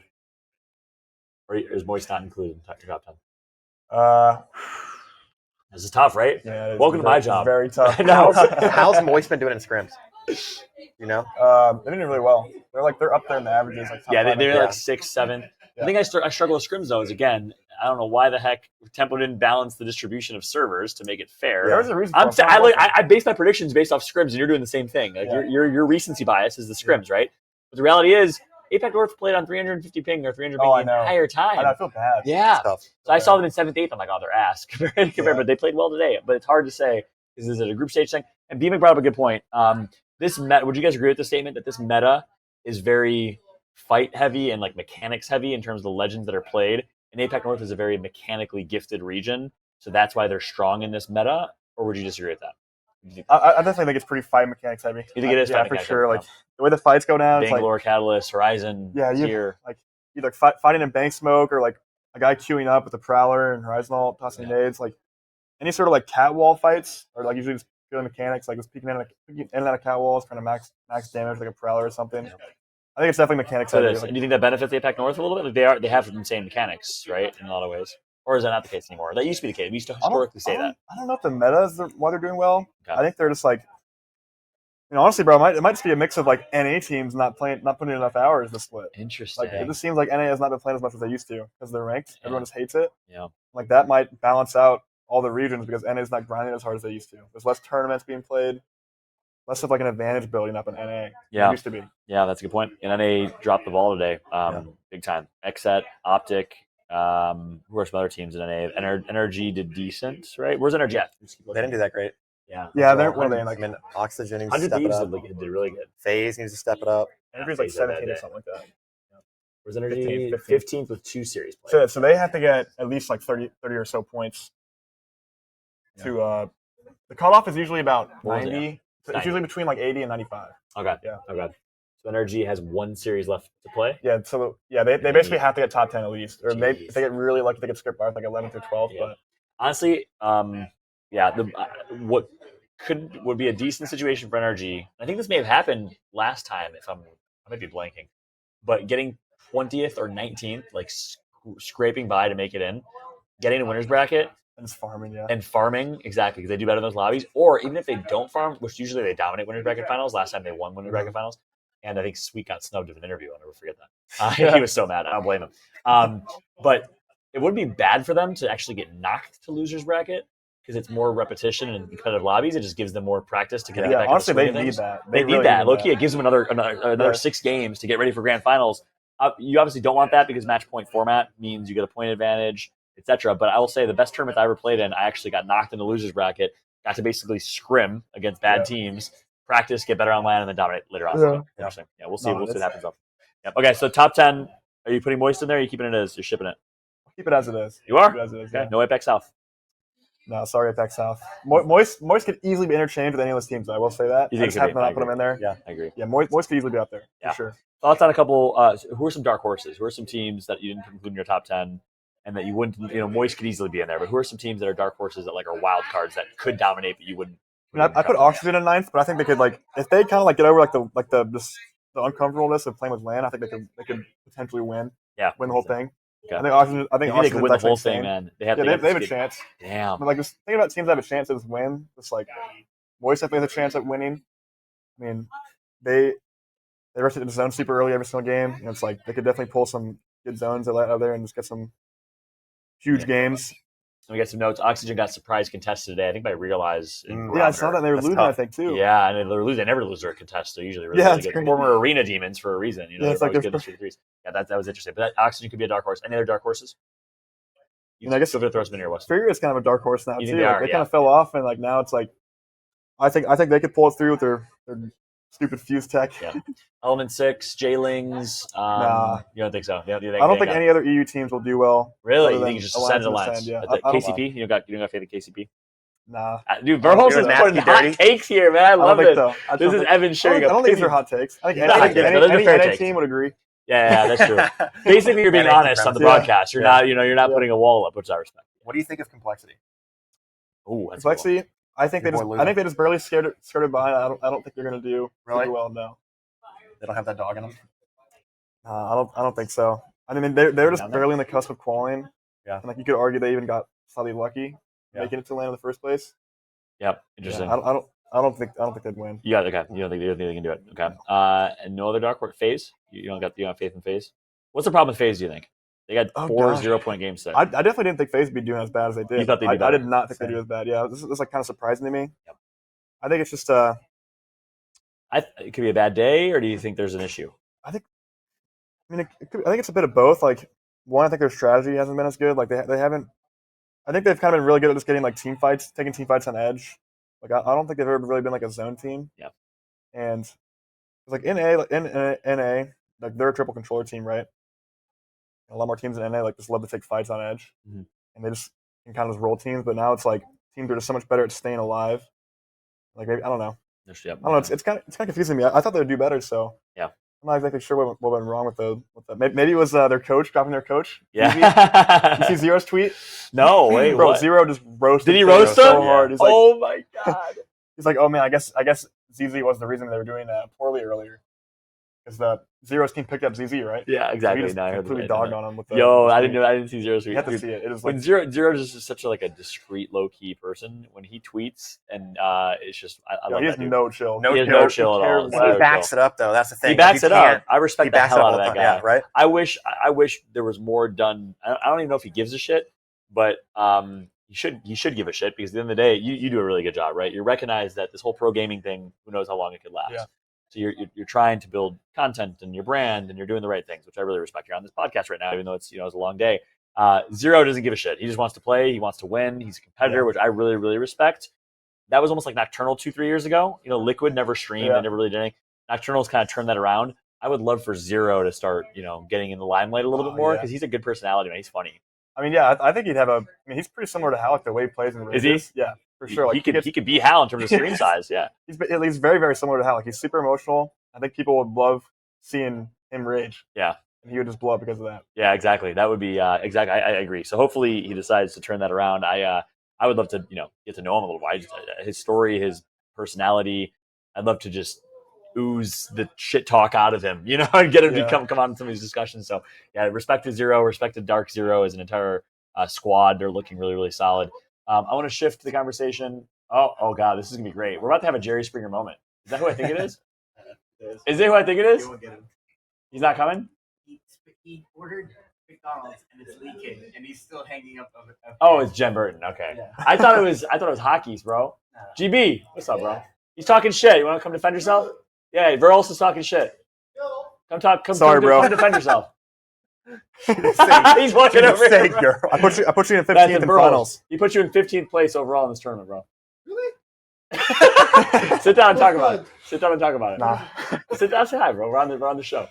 Yeah, I think you guys are gonna choke, man. Hey, your food's here? All right, get your food, bro. Bring it up. You can eat while you're on stream. I don't care. He's busy. He said. Wait, is this a show? This is a show. We're live, bro. Come say hi to your fans. You got fans. I'll just say hi. You say hi. You say hi real quick. The mic's right there, bro. You want to come to me over? Yeah, mic's right there. Say hi for a second. Right there. You can take care of your. I was kidding, by the way. I put you in second. I didn't put you in 15th. Put you in second. He put you in second. We can play. It's a little clip. Oh, he knows. He's a pro. Who do you guess that I put you behind? Genburten. Everybody. How you doing, guys? I love this guy, man. Oh. You got this? Yeah. You got this. Man can shoot his gun in Apex, but he can't put on a clip. What's up, bro? That put on? No, you're struggling. I can't see. Is Verhults gonna have to? Can you clip him and be cute? It'd be a good moment. No, I want Evan to do it. I want Evan to do it. Got you. This is a great moment. Sure. Zoom in. There you go. You're good. Hi everyone, how you doing? How you doing? Genburten, everybody. I appreciate you joining, mate. We completely trolled. That was fast. He said, yeah, exactly. He said you're the second best team in the game behind them. He put a lot of respect on I you. agree with that. You actually do? I agree with that. Right now, you think they're better than you? We're third overall, and we're contested both the sets. So you do or do not agree with that? I do agree. You wouldn't put yourselves over us? Yeah. No, I'd say behind them. Behind them. Behind Wow. That's not a take I was expecting. I respect that. You're very, very self-aware. What makes them a little bit better than you? Is it just time and experience? You guys only been with Xynew for a couple I'd weeks. say they're not contested. Yeah. Also, We've gotten to practice more because they got contested. Yeah, they have more practice. Yeah. Because they weren't contested. Because our harvester game is like we kill Aurora, then we don't know what we're doing. It's like really hard. We're in caustic, you know what I mean? Yeah. So getting into zone, it's pretty hard. Yeah. Or playing edge with caustic is just hard in general. Yeah, that's a fair statement. Interesting, man. What's the Xynew experience been like, man? And actually, if you don't mind, you can talk about a little bit. Is he downstairs? That's so funny, bro. If you want to, no, you're good. Chill for a second. You won't? Oh, good, man.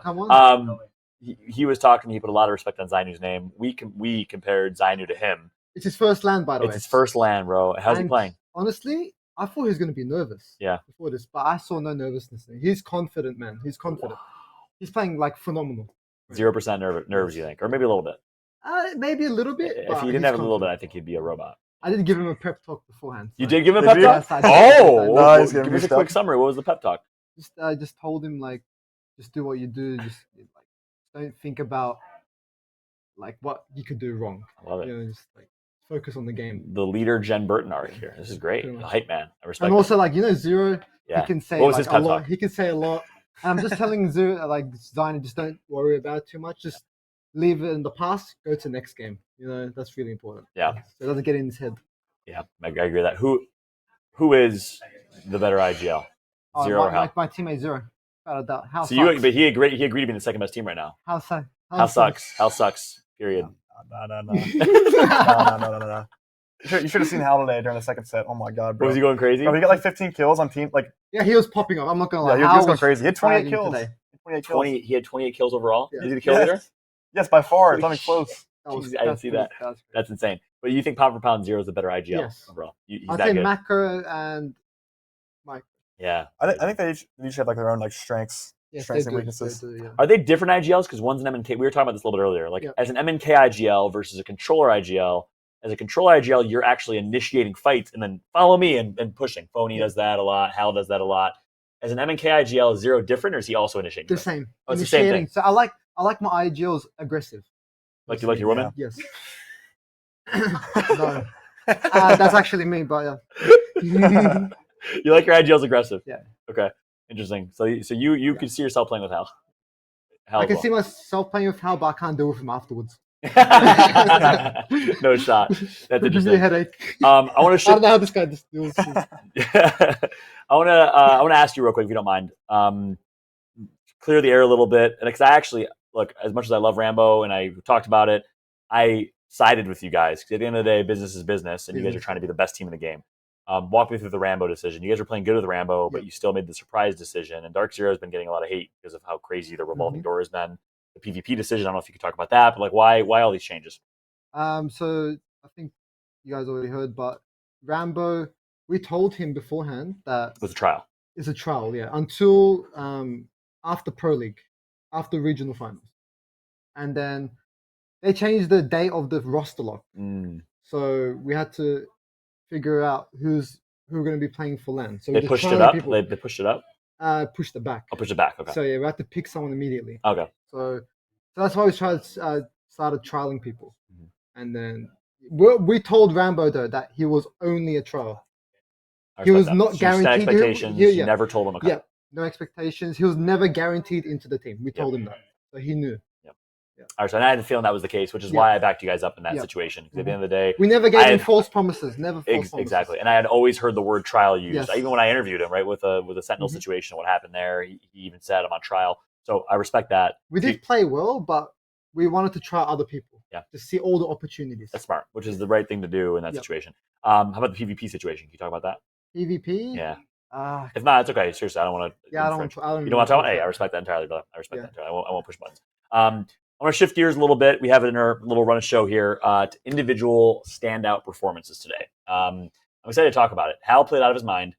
I want to kind of like award an MVP here for who you guys felt played the best overall today. Oh my God, look at this. Are you kidding me? You're the best, Emic. I appreciate you. Effect is the one person. Effect. I was gonna say Alliance Effect. You think Effect yeah, over Hal? I'll give it to Effect as You well. would give it to Effect as Bro, well? it's his first LAN, and he's playing that well. You got to give it to him. Did you guys see the game where it ended Island outside Thermal? Maybe. Yeah. Bro, he was going crazy. They ran he was going so from crazy. like middle Thermal. And they won the game. What? Oh, they didn't win. Bro, I want to watch that back. Second. They almost won. I want to watch that back so badly, bro. That looks so crazy. That was a crazy crazy game. They dropped how many kills? I don't know. A lot. He had like 10 kills. 17 kills. Yeah. Insane. Okay, so Hal's not the kill leader. It's Effect. So Effect was on the day. Well, this is on the day. Hal was probably the last series. Yeah, last series he was. Last series he was. He had 26 in the last series alone, right? You said 28?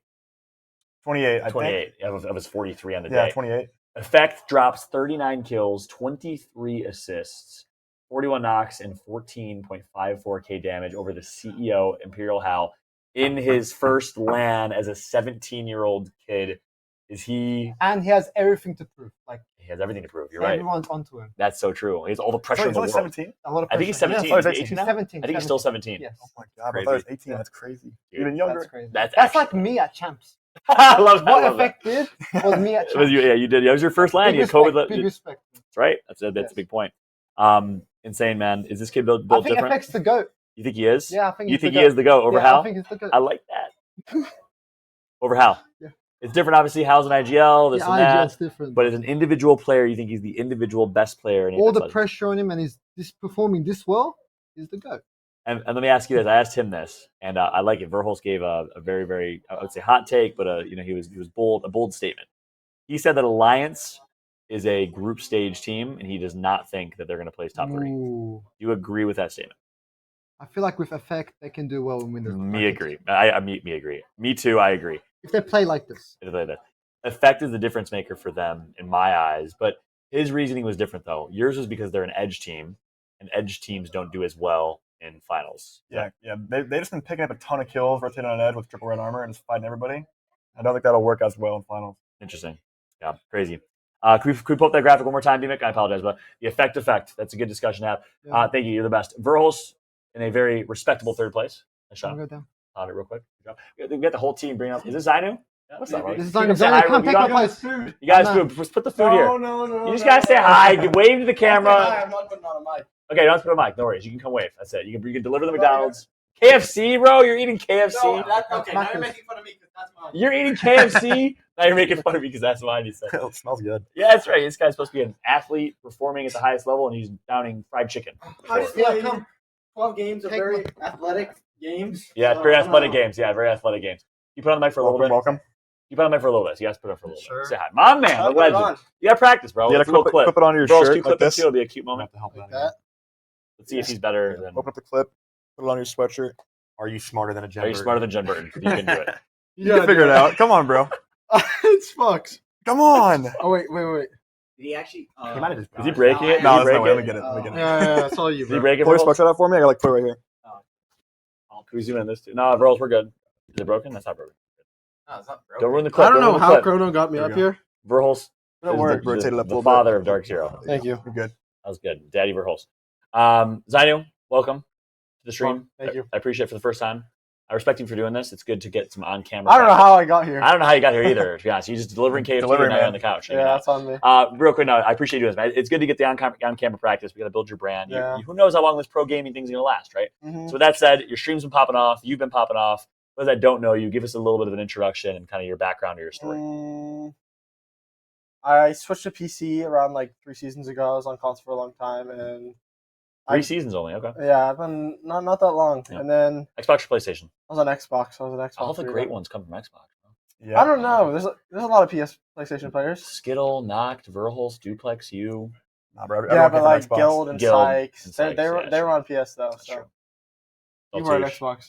Dupe was on Xbox. He was on Xbox as well. I didn't know that. He changed my MK. Same as Skittle. Okay, continue. Switched 3 seasons ago only. Wow. Yeah, and then I just like grinded ranked a lot. Kind of got to know a little bit. My first year of Steam is Tech, and then like straight to Dark Zero after. What are your feelings about Tech? Tech's a really nice guy. He helped me a lot. Yeah. Is it true that he's just a middleman? It may seem like that. I don't know. Maybe someone will stick with him. Maybe someone will stick with him. It's so sad.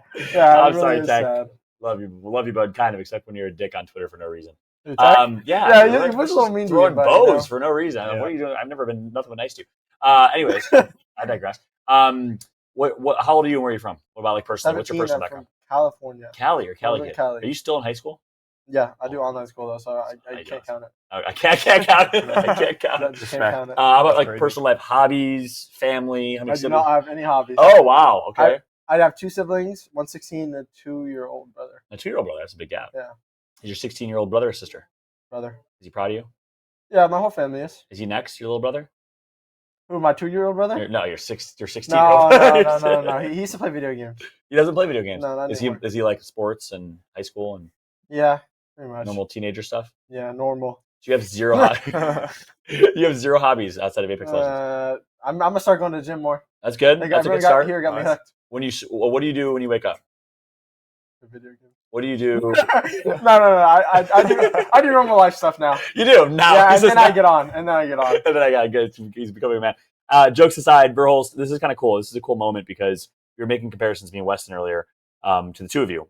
Really similar stories. He was 17, 18, actually around when he rose to the top. Overnight success story. Went from being an Xbox to ranked grinder to top team in Pro League to signed overnight by TSM as a top player.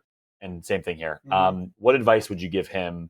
Basically, where you are now, he will potentially be. Where you once was, he is. He is right. What advice would you give him? Bro, I don't have much advice to give him about it. I feel like he's doing everything right. You think he is? Yes. Like you stream a lot. Stream more than like probably almost every single pro already. Like you play more than everybody else. Put in the hours. You're a good teammate. Easy to work with. I mean, I don't know what else. I don't know what else I'd say. Yeah. So you go to the gym and exercise? Go to the gym. Go to the gym. Keep going. I'm gonna start doing that. Yeah, I got hooked here, bro. Did you? Yeah, like Jen does it a lot, and then like everyone else does it. You act like it's a drug. I'm gonna take Jen does it a lot. I'm gonna take a little bit of credit for that. I got hooked to the gym. He got Jen hooked, and then you got Jen. I'm gonna take a little bit of credit for that. Really? I got Jen to go. Yeah. Wow. He drives the whip. He takes him there. Yeah, I drive the truck. You driving the truck? Yep.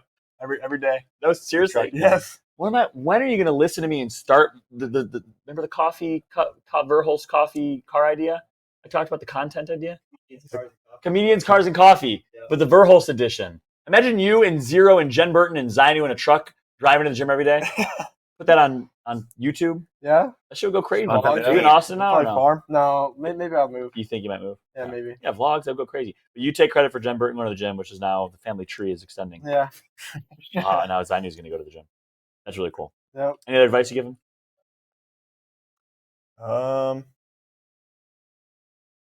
Nothing off the top of my head, man. He's doing well. I'm proud of you, man. Seriously. He's doing right. It's a really cool come up. I came to your stream. I got to see your vibe. You seem like a really humble kid. You have your head on straight. You're grateful for the opportunity. I'll wrap this up, and I want to get you guys to bed, obviously. What does this opportunity mean to you to have joined Dark Zero, now be on a top 2, top 1? He said you guys are the second best team in the game. What does that mean to you? It means a lot, man. I don't know how I got here, like, at all. I didn't think I'd ever be on Dark Zero when I switched to PC. Nothing like that, you know. Yeah, I just want to like keep doing good, you know. Awesome, man. Yeah, I love it. Hell of a story. Give me your top 3. We're not going to do top 10 again. We're going to wrap up though. Give me your top 5 in the end of this tournament. Who's going to be first, second, third, fourth, fifth? Your eyes. We'll wrap up. I think Alliance is up there. You do. We're gonna win. I want an order. You guys we're gonna win. Okay. TSM second, Alliance third. Okay. Optic isn't doing too great, but they can bring it back. I think. You put him in fourth? No. This is gonna be stamped. Okay. I I don't know half the teams. Ascend. You don't know half the team. You just show up and shoot. No, dude. Today I'm like, can our coach talk mid game? I was like, can Nick talk? That's the most adorable thing I've ever heard. And then, I don't know who's been doing good. Xset. You think Xset be fourth? Yeah, You'll turn around. Oxygen potentially. I don't know, man. Pulverex, Riddle. Fanatic. Yeah. Naked. I'm gonna believe in Roy. Roy? You know who Roy Dreamfire? is? Roy. Dreamfire. Oh, Roy. Yeah, Roy. Yeah, I get it. You put Dreamfire in fifth. Yeah. All right. Effect. Are you better than him? Dude, PlayFX, like the esports they posted today, it was like me and him. Some guys like, no disrespect to Xynew, but Effect is one of the best players in the game. People just have to have opinions, bro. Yeah. That's the worst thing about social media. It gives everyone a platform, which is just, some people just don't deserve platforms. He's just like me, though. We're both we gotta show ourselves. Not to prove. That's right. And you did well today, man. Congratulations on a good start. We're gonna wrap this up. I want to get these guys to bed. Obviously, he needs to enjoy his KFC. Don't make fun of my. I'm gonna make fun of your KFC. Me You're and a Jordan cyber athlete. Me and Jordan, his teamate got KFC. Bro, I wish I had some teammate. What did you say? I wish I had some KFC in me. You wish you had KFC? Yes, bro. I need anything right now. I've heard Reps that's what I'm lives the saying. most unhealthy I looked at lifestyle. DoorDash. I saw KFC. I was like, oh my god. Who lives the more unhealthy lifestyle, Reps or Frex? Definitely Frex. Ooh, that's close, bro. Is Frex? You put Frex in there? Yeah. Well, Reps goes to the gym. Yeah. Does Reps go to the gym? Yeah, they're like the same, but Reps doesn't work out. That's the. In that case, Reps takes the win. I heard Reps eats very, very poorly, but it's okay. Clearly, it works. That's the secret to being a pro gamer is KFC. Eat unhealthy. Eat unhealthy. Eat unhealthy. You guys are really spreading great messages to kids right now. This is fantastic. Let's wrap up with final thoughts from you guys, and then with the show. Weston, you saved the day by buying us time for him to join, and then also with the origin story, which is awesome. Any final thoughts on your end going into Friday and the rest of the event, and just in general? Final thoughts. TSM on top, and then I want to challenge the Optic boys to finish top 5 Sunday. To step up. I like that. That's nice. I do want to see Optic do well for sure. Yeah, I hate seeing them the boys, right? Yeah, I really do hate seeing them. You still got love for them? Yeah, for sure, for sure. They're just like a super likable team. I feel like. Agreed. Anything else? I think we're gonna win it all. TSM back to back. All right. Xynew, final thoughts? Yeah, I'm lucky with them on this. Optic need to do good tomorrow, but I think I can get up there. You think they can? Mm-hmm. You believe in Optic? Yep. Turnaround? Yeah. Yep. All right. You guys all gave a lot of love to Optic in your final thoughts here. There's 38 other teams you could have. Don't care. Don't care. I'm just playing. Respect to Xynew for joining on camera. Look, first LAN, shows up, playing well, also embracing the moment. Carpe diem, streaming, coming on camera, building everything. I respect it, man. I really respect it. So shout out to Xynew. Make sure to show him love. The new Dark Zero fragger. Verhulst, you know him, you love him. Weston Verhulst, the big bro, at Verhulst Weston on Twitter. Yep. Weston, editor for Verhulst, also tweeting, attends every single event. And thank you so much, guys, for watching, guys and girls at home. We appreciate y'all. This is Apex After Hours, the first ever live from London edition. We'll be live again tomorrow, and then we won't be live Saturday, Sunday, which sucks because I'm going to a wedding in Portugal. So that's sad. But tomorrow's going to be pretty lit. It'll be kind of cool. I appreciate you guys joining.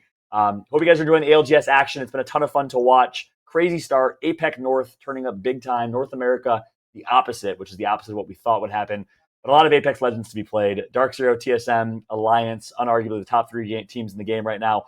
Will they end up on top? Tons of stories and questions to be answered. Have a great night or day, everybody in North America. Thanks for watching, and we'll catch you next time for After Hours tomorrow night, same time. See you tomorrow. Good boys.